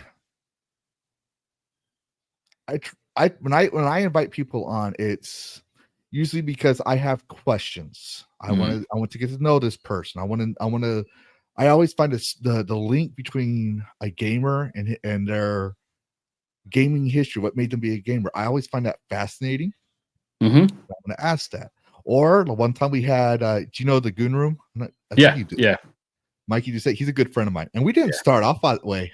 I banned him off of Hypno's server because I thought he was starting a fight. I'm a 3 strikes guy. He did these 3 strikes, and so I was like, don't, Lavistro, no, don't. I was ignoring her because it looked like she was being walked on. I had taken a hiatus because my son wanted to go see things, and we couldn't go anywhere because of COVID for a while. So 3 years later, we were finally able to do certain things. Not because of law, but because we had to catch up with a lot of stuff. And then everyone else was trying to do things to like, oh my God, when I finally can get out of this house, I'm going to go here, I'm going to go there. So we have SeaWorld, we have all these other places near us, and the Ren Fair, and everywhere was booked. So by the time I could schedule one, it was 2 years later. So when I come back into modding for Hypno again, saw this, banned him. And then later on, we bumped into each other again. We found, oh wow, we're very similar. And he was on my show, and we talked the difference between Gooner games, prawn games. We'll just say that, and prawn made from a game engine. Basically, like they're like we discussed all that, and I was very nervous. Like it was a conversation I wanted to have. I was like, please don't shoot me down, YouTube. We're trying to keep it within the policies. We just want to have this conversation. Yeah. It was a very fun stream. It was something different. And I always tell people, it's like, be you. I don't consider myself a content creator because I'm very horrible at it, because I don't cover the trending stuff or whatever. I might cover some. It's just I do what I want. It's like Cartman. Whatever. I do what I want. Yep. Put a chick in it. Make it lame and gay. Lame and gay. I need that. I need that video. But no. So I think we covered all the questions. I think, however, I think we've got one from Frostfang. We do have another from Frostfang. Yeah, 12:38. No, it might actually be before then. I did see one. 12:35. No, not 12:35. There was one. 12:45. There it is. 12:45. 12:45. Okay, I'll scroll down. There's High File 13. Awesome guy. Yeah. 48. Don't have my glasses on. I got 6:46 p.m.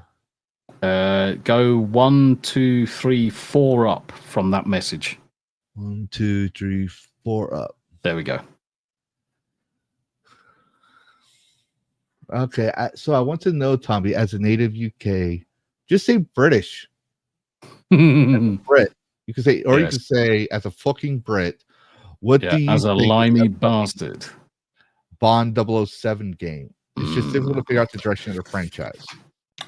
Yeah, see the problem is that they're approaching. So IO's doing a young James Bond pre MI6 game where you basically join MI6 and away you go. You're James Bond at that point, 007. But the thing is that having these prequels, I like to kind of like origin story games. Yes, they can work, but the biggest thing is that they generally work better when it's a character that you really don't know too much about. We have seen so much James Bond over the course of the last 60 years that there's really not much that we're not going to really know is going to happen in this. It doesn't really sound like it's going to be fantastic. But certainly, yeah, File 13 says there's only one Bond game and it has the greatest pause music in history. And GoldenEye is that game for the Nintendo. Yes, it is. Without a shadow of a doubt. But yeah, I mean, it could be good. It could be good. I mean, would a young James Bond game be good? Would a young Indiana Jones be good? Yeah, there's loads of certainly opportunity, but we've seen it time and time again. They flounder it. They fuck it up every time. Something is going to be wrong. Yeah, plus, I want to point out we actually had a James Bond Jr. franchise. Yeah. It was a cartoon series. Cartoons. I remember that. Once I forgot all about it until I read James Bond Jr. I just remember James Bond Jr. I'm old. God damn it. We're both old, mate. Yeah. We're both old. Jesus Christ. I remember that, and it was like they were trainees at MI6 or something like that, and they were like really young adults, but not technically gaming, but 007 related. Which on my end, who's your favorite Bond? See, the thing is that when Timothy Dalton did Living Daylights, I was actually living in Gibraltar at the time. Mm-hmm. And there is a scene in Gibraltar where the Jeep goes off the cliff. And in the film, you see it hit the water. Well, that's not what freaking happened. We saw this thing hit the Nuffield swimming pool car park. So, yeah, I've always had a... Timothy Dalton has been one of my main James Bond because he was James Bond as I was growing up as a kid. But Pierce Brosnan... Sean Connery. Sean Connery was the suave, sexy, and then Pierce Brosnan dialed it up with a bit of sexy action. Daniel Craig was okay, but he wasn't what Bond should have been. Yeah. They pushed the action far too much. They pushed the action. It was too coincidental, too many situations where everything just aligned a bit too well. See, I like Sean Connery's Bond. That was like my favorite, and I liked it because my back then I think Bronson was the Bond at the time, and I was just old enough to watch Bond movies. My mom's like, "Don't you let him watch naked Bond girls? You know what those Bond girls are like." And he's like, "Yeah, okay." And he goes, "You want to watch a real Bond movie?" I was like, "Yeah, let's go. I thought we were going to go watch a movie, popcorn. No, he popped in Sean Connery. And the reason why I think Sean Connery is my favorite is just because I shared that with my dad, but because one of my favorite movies, ironically, before Kathleen Kennedy got in charge of it, Star Wars used to be my favorite. But now my favorite, because they ruined that to where it's almost dead to me. I still get that nostalgia for the old stuff, but yeah, I'm not like dying to go watch the movies anymore, dying to go watch the old ones anymore either. Is Dragonheart. And in Dragonheart, Sean Connery was the voice of Draco. So I was like, that's Draco. And then he goes, "Oh, that's Sean Connery." And he starts like telling me, like, he was a big Sean Connery. He is a big Sean Connery fan. So that's the Bond that when I think of James Bond, because that was my first Bond actor, that was Bond to me. So that's always been my favorite Bond. Pierce Brosnan's a close second. But there was one, I can't remember he's probably the same much because I don't remember actors' names very well. But the Bond, I believe, was the Bond for Dr. No. That was 70s Connery, wasn't it? No, maybe it was Connery. I'm sure Dr. No. It could have been George Lazenby. Dr. No. He had that Bond. car, that was submarine car. Yeah, it was Sean Connery. Yep. Sean Connery. Dr. No. Yes. Let me look that up. Yes. Maybe my brain's that was him. Okay, so then I'm mixing it up. I'll have to find it, but he was in the 70s.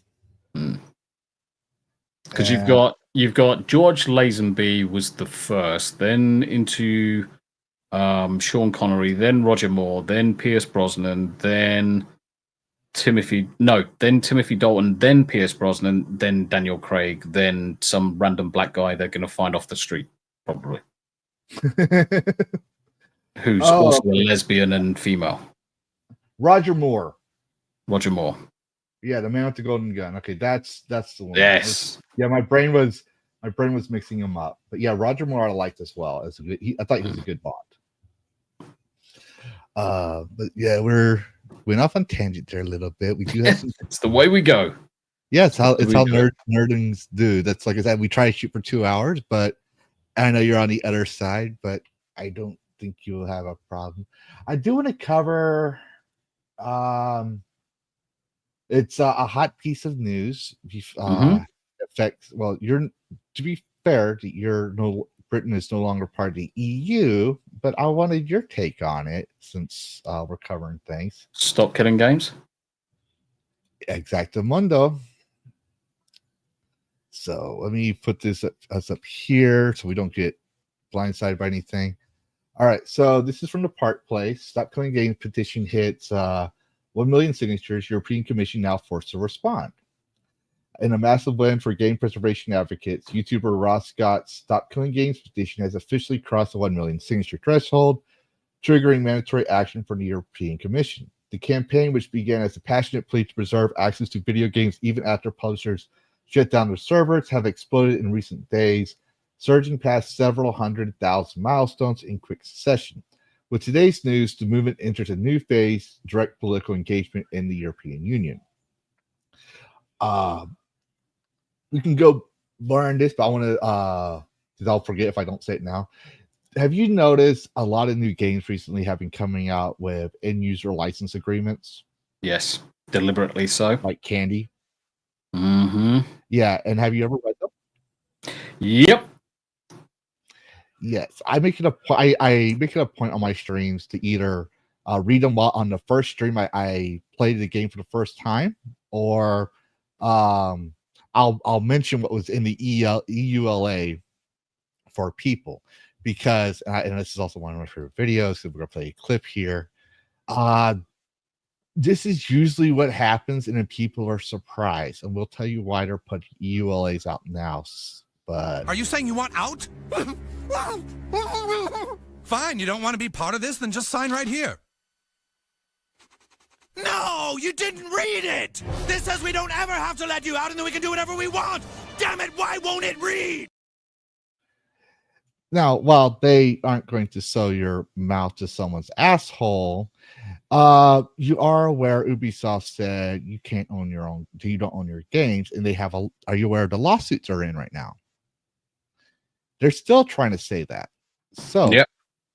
All EULAs say now is that you bought a license, and part of that is also because places like California last year has told digital companies like Steam and Nintendo eShop, Amazon Prime, everywhere that you can buy a digital product, that you have to let them know they're not buying. You can't say buy, you have to say lease, you have to say rent, you have to say this or that. Because you need to let the customer know they're not buying a product if that's what your intent is. Mm-hmm. Which is why when that usually happens, if I bought a game, I won't even continue past the EULA. I will not play the game. I will cancel it and say and put a review. I was going to play this game, but it says here we don't own the game. And at that point in time, I don't want to deal with it. If I can't buy it, it's too much. If you're going to say I'm leasing it, so give it to me for $5. Yeah. This is why I try to find and promote games that don't have EULA. So this is also why now Steam puts in, like with the Nouveau Watch, they also put in this game has an end user license agreement. At that point in time, I tell people, if it says that, read before you play the game. And one of the things that people want to do is whenever a game is coming out and there's a end user license agreement there, copy it all, throw it into ChatGPT, and ask it the question: is there anything in this agreement that will negatively affect me down the line? Mm-hmm. and it will instantly go to the point where it says you do not own this product. The company at any point in time can revoke your access to this product. You do not own anything. Yes, and the thing I'm going to point out here is with the driven case, and they screwed them. The employees beforehand screwed them because he said it's guaranteed to work till 2099 or something like that. So it's guaranteed for as long as supposed to live.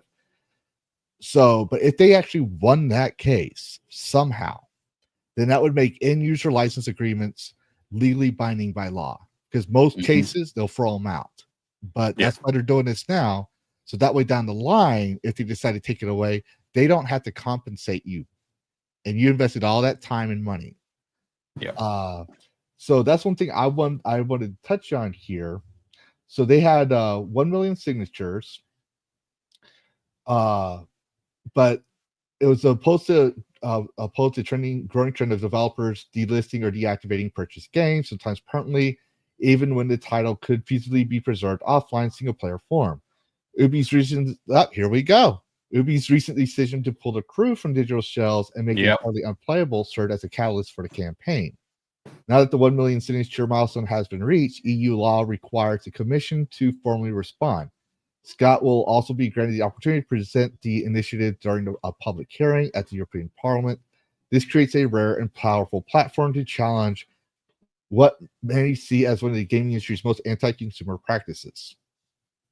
So for most of y'all, I want to assume, and I'd never assume, but I'm coming back into the gaming news after a month hiatus, taking care of a funeral and my family issues. So I could keep. I just one of my viewers actually brought this up to me. One of my newer viewers, Hat Trick. I don't know if you know him. He's another VTuber. New on Rumble. I would definitely recommend giving him some support if you can. He's a great guy. My friends actually love him. Awesome guy. His fiance is also wonderful as well. But he brought this up to me, and I was busy at the time. But I want to give him that shout out because it almost felt like I was offish on him because I was in the middle of things.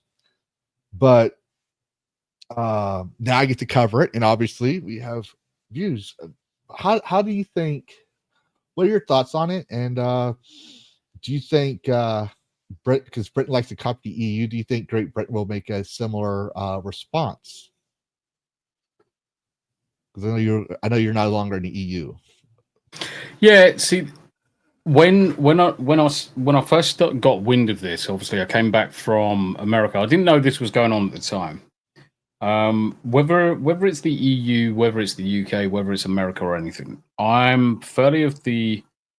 I'm in the camp where if you pay for a product, even if you pay for a service, providing that the cost of that service is reflective of they can turn it off at any point in time down the line when it's no longer economically viable for the company.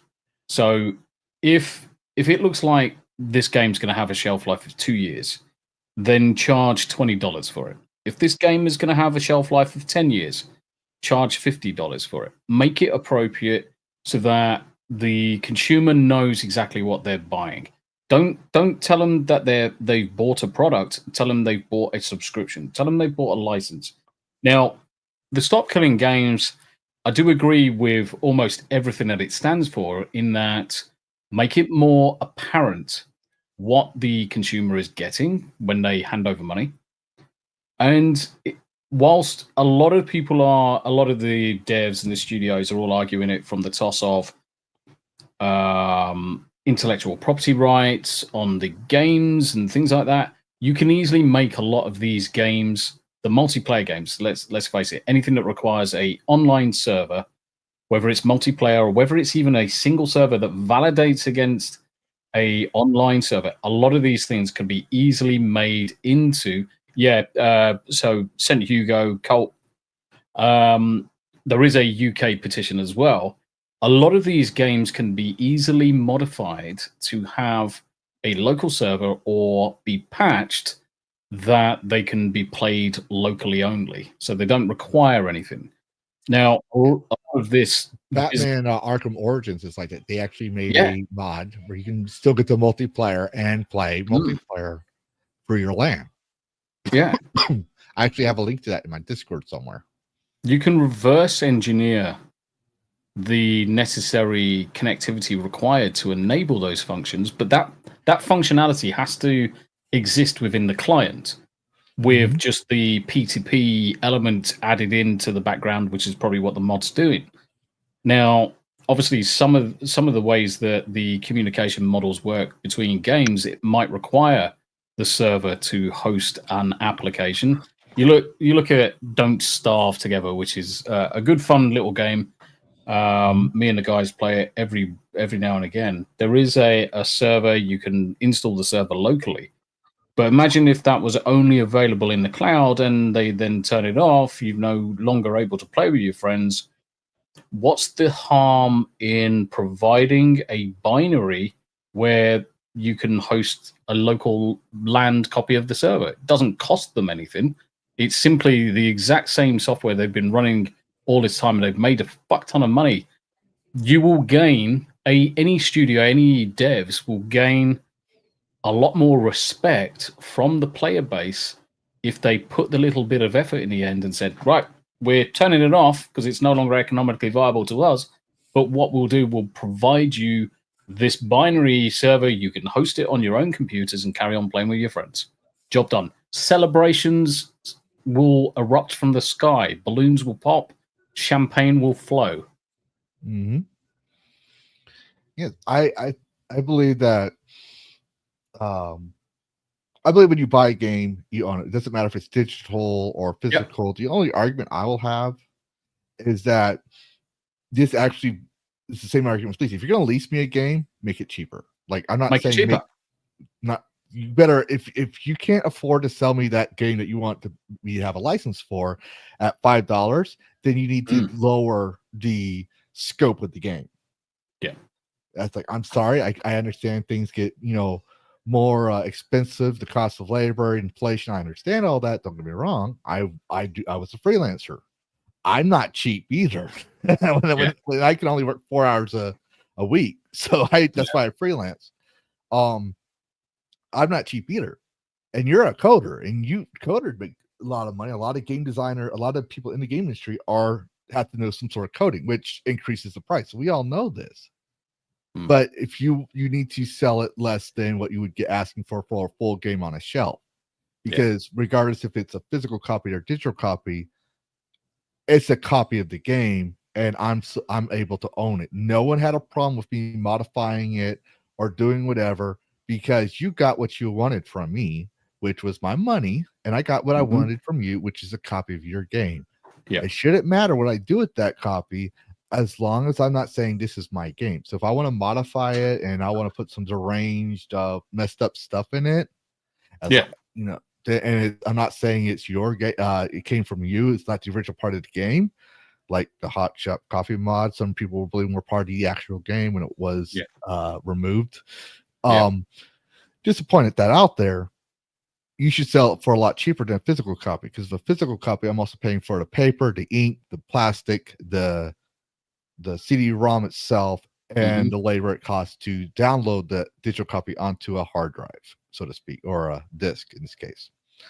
But I think it's wonderful that people reacted, and I do hope we see more news. But I do want to cover some other news. So I was going to play Helldivers last night, but I got sidetracked. And I didn't even have time to ask some of my friends if they want to play with me, because I don't like playing with randoms and then have someone say something that shuts my stream down. Yeah. But I got some Helldivers news, because some of my viewers like playing Helldivers as well. So this came out yesterday. Helldivers 2 devs have no plans on putting it on a Game Pass. The Helldivers 2 team has confirmed there are currently no plans to release the game on Game Pass. For those wondering, just yesterday, Arrowhead Game Studios came in with some shocking news confirming Helldivers 2 release date for the Xbox Series XS, which, if I remember correctly, they said they had no plans to put on Xbox, and that became a meme at that point. Yep. After being exclusive to PlayStation PC for over a year, players will finally be able to fight for democracy on Xbox consoles as well. This announcement has made wondering where the Game Pass would be available, or the game would be available on Game Pass, and now everyone has revealed that it's not. So, I mean, I have a video covering most of this. It's coming out next week, so I don't want to ruin the whole thing, but I just want to get your thoughts on it, because I did recall you were bitching when you get into Helldivers earlier today on your stream. And how do you feel when someone says they're not going to put it on Game Pass? What's your stance on Game Passes?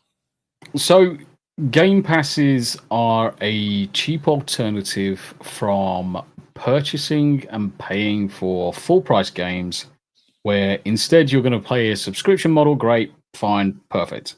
I'm all for Game Passes. If it gives people access, then so be it. If I can pay $9.99 a month and it gives me access to a whole host of games, why wouldn't you be for it? Now, I can also understand from a platform to platform exclusive perspective why this won't be on Game Pass. So we all saw the fallout from Sony enforcing the account requirements and then locking 177 countries out of being able to play the game, which is why it left a sour taste in everybody's mouths, including mine. I haven't played it since that day. Same here. I haven't played it since that day. Now, what pisses me off is it's a fucking amazing game. I fucking loved it. I was playing it non-stop. We were no life in it. We were playing it every night.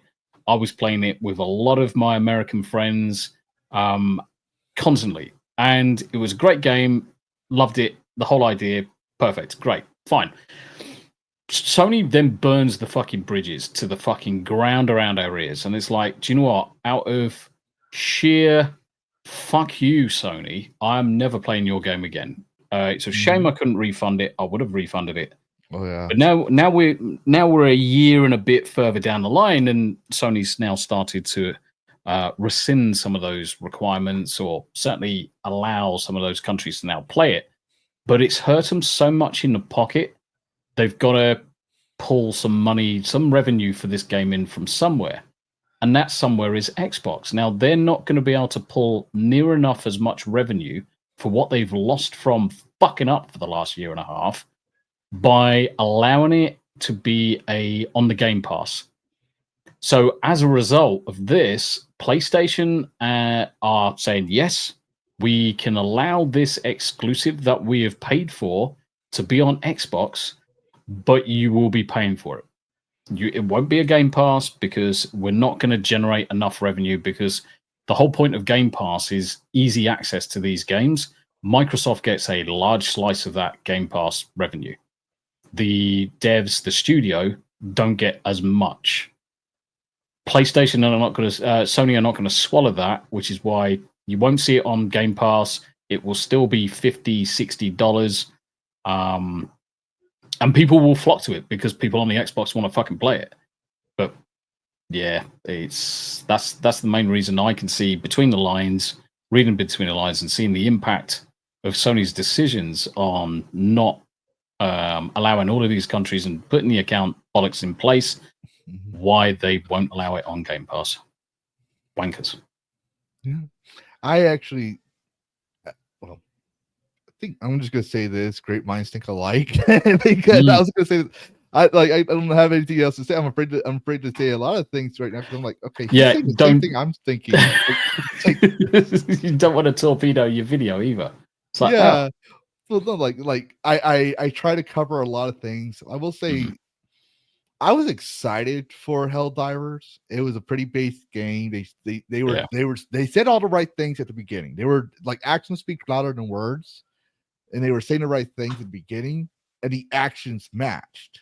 Yes, which is why when they said, "Oh, we're going to put this on PSN and you have to require it," that's when I was like, okay, yeah, you screwed the pooch on this one, and you're doubling down. Yeah, and they started betting the countries. Like, okay, from that point on, I stopped playing. But I still have that itch because I'm being shot out in a bullet onto the earth, and I can land that bullet on an alien. That was fucking awesome. I can the catchphrases are cliche, Yeah. cringe, but they're funny cringe. Like, have a nice cup of liberty. And I'm like, yeah, You that's just have catchy. to you just have to watch the intro to the game where you've got this advertisement, and he's like talking, would you like to become a helldiver? And then he witnesses the family die, and it's like, what the fuck? Mm-hmm. This is amazing. Yeah, And it was a I thought it was a breath of fresh air. It was I something. I was loved like it. Go ahead. I loved the game because levels 7, 8, and 9 at the time, I would go off solo, and I would be taking on maps and objectives by myself, because I like the whole idea of lone wolf kind of scenario and coming to the rescue to the team.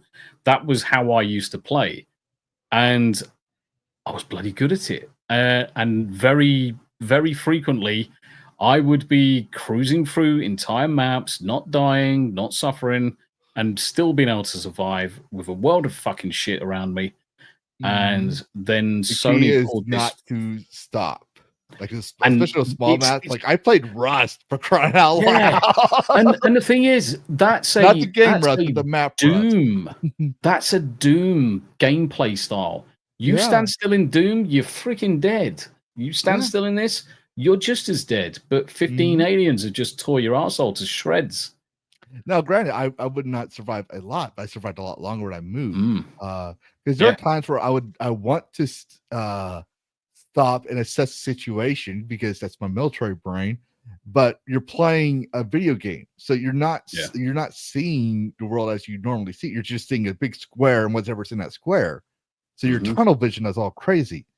So you don't hear or see sometimes the enemies behind you. So it forces you to play differently.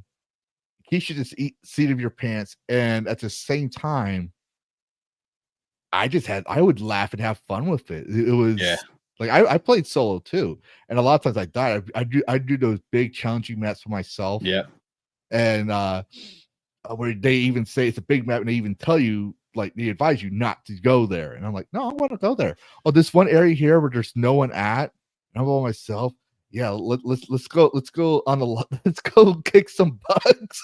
It's the one thing I will say for playing solo, the saving grace was the Stream Deck profiles, because you could have all of the stratagems, your favorite stratagems, loaded on your Stream Deck, and it's like, if you wanted to drop a 500 pounder, it was like bunk, press the Steam Deck, and bang, you just have to target it.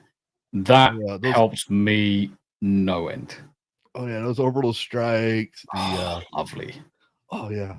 Orbital strikes straight onto a hell bomb, and it's like, oh mate, the explosions. That's what it is, because most of the time we're setting off explosions or daisy chaining explosions, turning our characters around to face the cameras, and then just doing that, holding our hands up as the explosion goes off behind us. It's freaking it's just amazing. It was so the sound, the explosions, everything, and then Sony comes in and shits the bed. Yeah. And then just fucks it for everybody. Which I did have other things I wanted to cover, but I do have to remember you're in the UK and you probably want to get to sleep eventually. And I do have the prayer for stream. I just saw the time. I was like, well, we went over a little bit. That's the fun of these things. But did you hear? I'm not going to show the articles, but did you hear about Ubisoft and Unity? No. Okay, so I'll send this to you in case you want to cover it yourself. You ever read The Game Developer? Yeah. They actually have an update because there's a Unity senior client partner who's being jailed for let's just say, how did someone put it? Basically, unwanted lewd behavior towards women offenses. Let's just put it that way. I'm still trying to figure out what I can and can't say on YouTube. Gotcha. But also, apparently, Ubisoft and Unity are dealing with that from a French court evicted the Ubisoft character individual, and then the Unity individual is over at the UK. So I didn't know if you heard of that. No. And wanted to ask your thoughts on it, but I'll just send you that if you want to look into Yeah. it. But Yeah, I'll be interested in pulling that up, but especially for next week, Chinwag. yes, I'll definitely send you those articles. But this is the time of the day before we recommend games and start our outros. I'm trying to find better times for this. I just haven't, because like I like Daramu's way where he does it in the middle. I just haven't found a way to deal with that naturally yet. But this is the time of the day for us here at DragonCast. While other people say, okay, Tombi, tell everyone who you are, where you're at, and where they can find you. Instead, we call it Chill Your Shit. This is where the guest of honor gets to hijack the stream for 15 minutes max. He can shill his shit. He can share his channels, his products, whatever. Or he can treat it like his YouTube channel for 15 minutes to give people a taste of his streams. So you can literally treat it like your YouTube channel, so to speak, for 15 minutes. I'm literally just going to let the cat out. Okay. Just come through the window. Oh, yeah. Cats. Gotta love them. Yeah, so my office just backs onto the garage roof, so they jump onto the top of the garage and just come through my window. Right, okay, Tombi. So while you're doing that, I'm going to send you links in the DM and give you full reign and control of what I can on Streamlabs, which is just giving you a whole screen. Yeah. So this is me. I am the Tombi. I am a variety streamer, content creator. I create video guides for new streamers. I give people advice. I even set up their OBS profiles, their Meld Studios, give them all the application help that they need.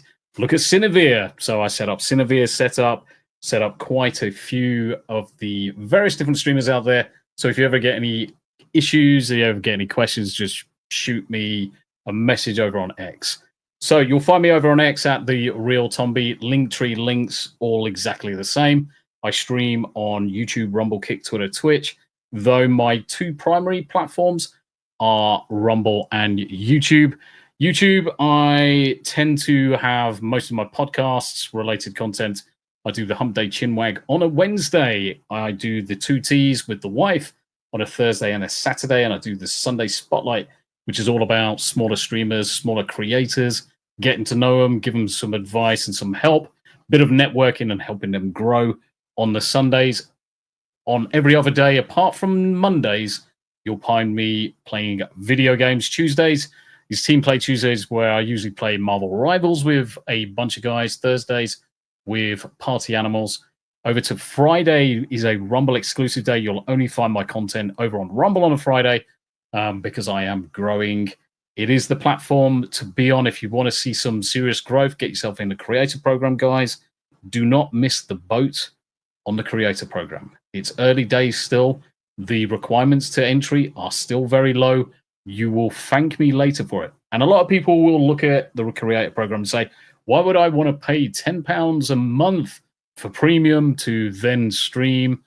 Well, when you get your $200, $300, $400 at the end of the month, it suddenly becomes apparent. So do it soon. So you'll find a variety of different video games, content, talking about news, politics, games, videos, you name it. And generally, most of the time, you'll find me in everybody else's chat during the day. I work from home as a coder. If you've got any questions related to coding, I've pointed people in the right direction with that as well. If you've got any questions, just reach out. I'm always about to answer any questions. I'm always happy to help people with any of their issues. If you want to get into streaming for the first time, you're looking at specs of your machine, trying to understand what you can do with the equipment that you've got, or you're even looking to build a machine, which I'm going to be doing for one of our channel chums, Smoother DJ. I'm actually going to be ordering his PC parts on Monday or Tuesday, so definitely look out for that stream. And I'm going to be building that live. I've done quite a few live PC builds over the course of the last couple of years. So yeah, pretty much me taking over DragonCast. Thank you very much indeed. It's hot as balls. I can't wait to get to bed. It's almost that time. And as always, thank you, Lavistro. It's been an absolute pleasure to be on. I want to get you onto the Hump Day Chinwag, where it's a great opportunity to come and have a laugh with the memes, the stories, and thank you very I'm much just indeed. content with giving y'all blurps all the time, but yeah, Mate, I don't mind. blurps. Yeah, no, you want to get onto the Hump Day Chinwag. You'll be more than welcome. You'll fit right in. And especially as someone who's ex-armed forces like myself, band of brothers, my friend, band of brothers. Yep.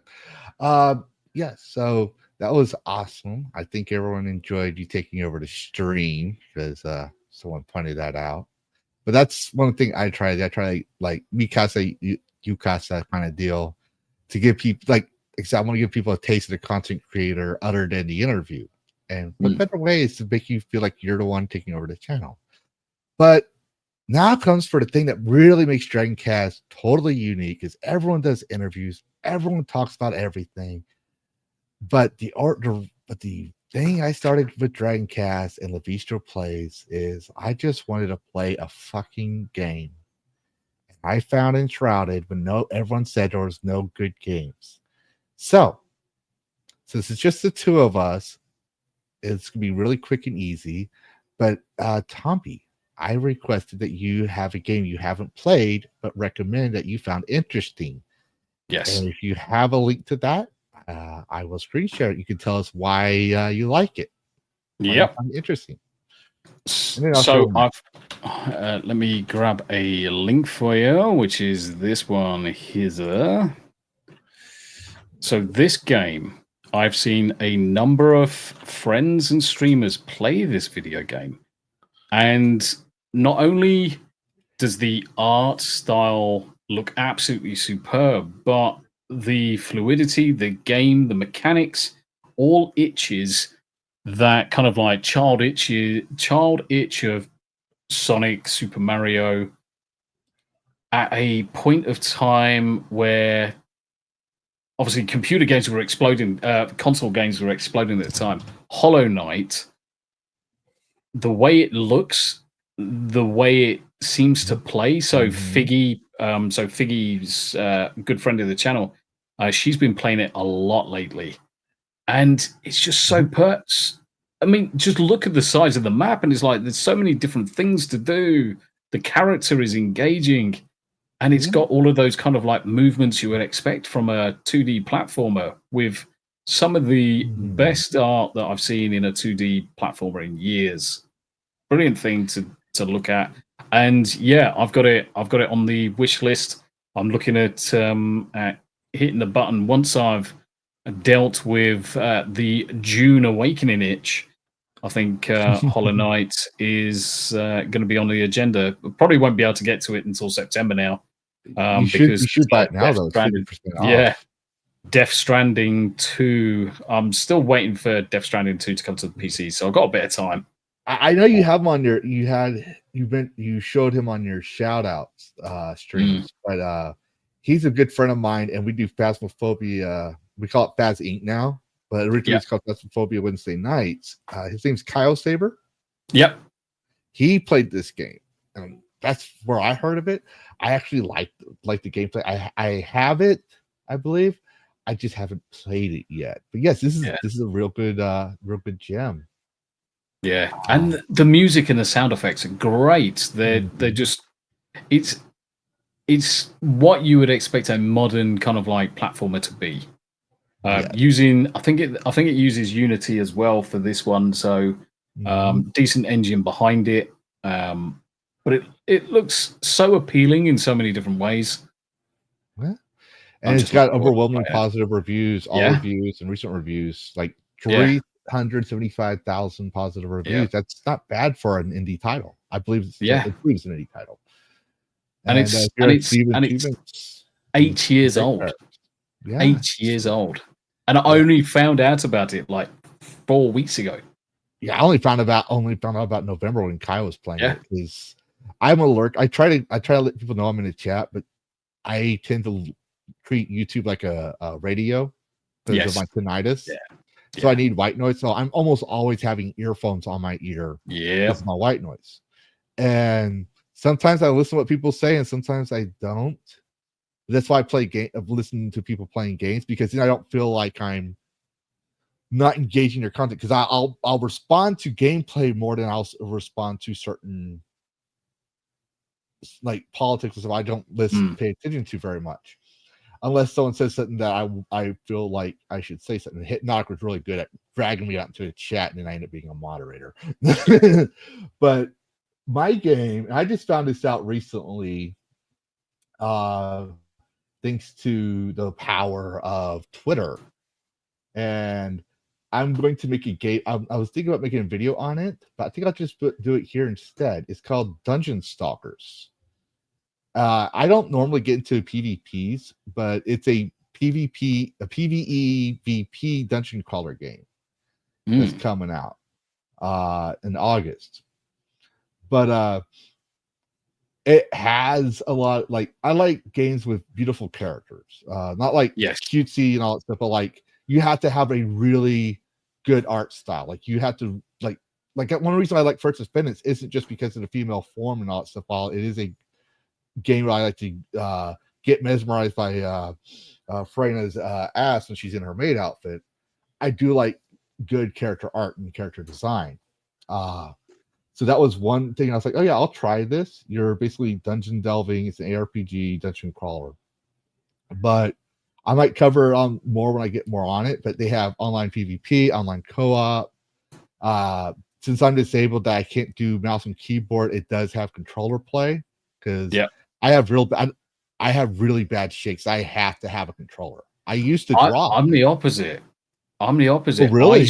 Yeah, because of the damage in the tendons and physically the way the nerves are in both my arms, I struggle with the controllers. Whereas I can use the keyboard and mouse because of the orientation of my arms. I can use the keyboard and mouse easy. So I'm playing Party Animals on a keyboard and mouse, whereas everybody else in the world, 99% of them, are all using controllers. I can't use a controller on it. And I used to be the whole, I used to be like this, where I would say, you're not a gamer unless you play mouse and keyboard. But mouse and keyboard. I chilled out when I had I think God did that to me. It's like, yeah, you know what? I'm going to humiliate you, make you be humble. So now I tell people, play games your way. Yeah. Like, as long as you're enjoying the game, do it. But I do think it's going to be an interesting game. Reading it and some of the gameplay video. Like, I just found out this morning I was going to cover a different game. I was like, no, I want to cover this. It was kind of cool. Another game I recommend that's coming out, and it gets into this channel actually, is Wuchan Fallen Feathers. That looks interesting. I don't usually go for Souls games. Yeah. Like, I don't mind Souls like mechanics, but it seems like every game that comes out has to be a Souls game. That I'm just tired of it. But yeah, I love good RPGs with a good story, good character design, and I think this is one thing. But you did get to hijack the channel, but I don't know if you mentioned what you got going on next. What's the next? Where can people find your next live stream? What you got scheduled next? What have I got scheduled next? So ordinarily, on a Sunday, I would do the Sunday Spotlight for me talking to a streamer or content creator, usually small like ourselves, where we'll go over their content, see where they can have the opportunity to improve, or see where we can improve ourselves by looking at what they're doing and saying, do you know what, that's really, really good. Whether it's how they're shaping their thumbnails, how they're doing their descriptions, you name it. So I'm not going to be doing that tomorrow, because I'm gonna do a shameless plug and say you should definitely say people should recommend games. That's a really good thing. Yeah. Yeah, definitely. I had Drew Outstanding on as a special guest last week, or the week before last weekend. I couldn't do it. So I'm actually slowly moving that to probably every 4 weeks. So tomorrow, because the wife has just got into the creator program over on Rumble, we're going to spend the afternoon going through Steam libraries and working out what games she can stream. So we're going to be doing that. That's going to be the next stream over on YouTube and Rumble tomorrow, probably 1600 UK time, which is probably 1100 Eastern Standard Time or Eastern Daylight Time, whichever time zones people are in these days. So yeah, that's going to be the next thing on the agenda.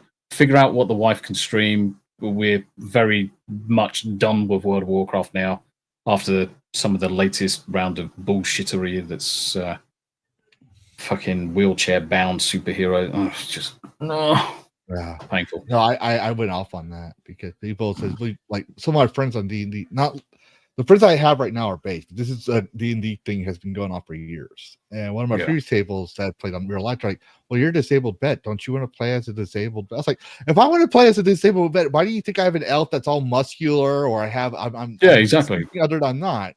It's like my lizard has my dragonborn character has boobs because I want her to people to know she's a female. It's like I'm not a female. The idea is to not be ourselves in these games. Yeah. We want the immersion. We want the escapism. We want to have the buff characters. We want to have the sexy princesses. But play yourself in a different world. Yes, you know, exactly. If I don't have to have a brain injury and TBI and be out to be constantly have Asperger's. I don't want to be. I don't want to be the edgelord McLean. I hate those characters. They had their time. They had their thing. It's okay to be the anti-hero, but the whole purpose of a lot of games is to escape your troubles, take a breath, and from that you can get a new perspective of why people you disagree with do the things they do. Like that's another thing. I love playing games just to figure things out. I had an issue with homosexuals up until Dragon Age. Because the way Anders was written and Dorian, and I think it was 3. I think it was the Tensavir. Yeah. But yeah, no, I 100% agree with you on that. I also forgot to mention, I don't think I told you this in the DMs, but for everyone else who doesn't know, on the top of my chats, there's a pinned link to my Discord. And if you're a member there, if you join there, you go for the validation stuff because I don't want to deal with bots and trolls. So you just got to do the captcha, you got to follow the rules for everyone. Everyone that's been a special guest on DragonCast, Cyber Dragon, my Me 6, will announce when they go live because that way people will know who was on my DragonCast. And since the Sergeant Major of the Army when I was in said the most valuable thing you can give or take from soldiers is time. Since you invested time in my show, I try to promote people's content for being on my show because I'm trying to build a community of gamers for games.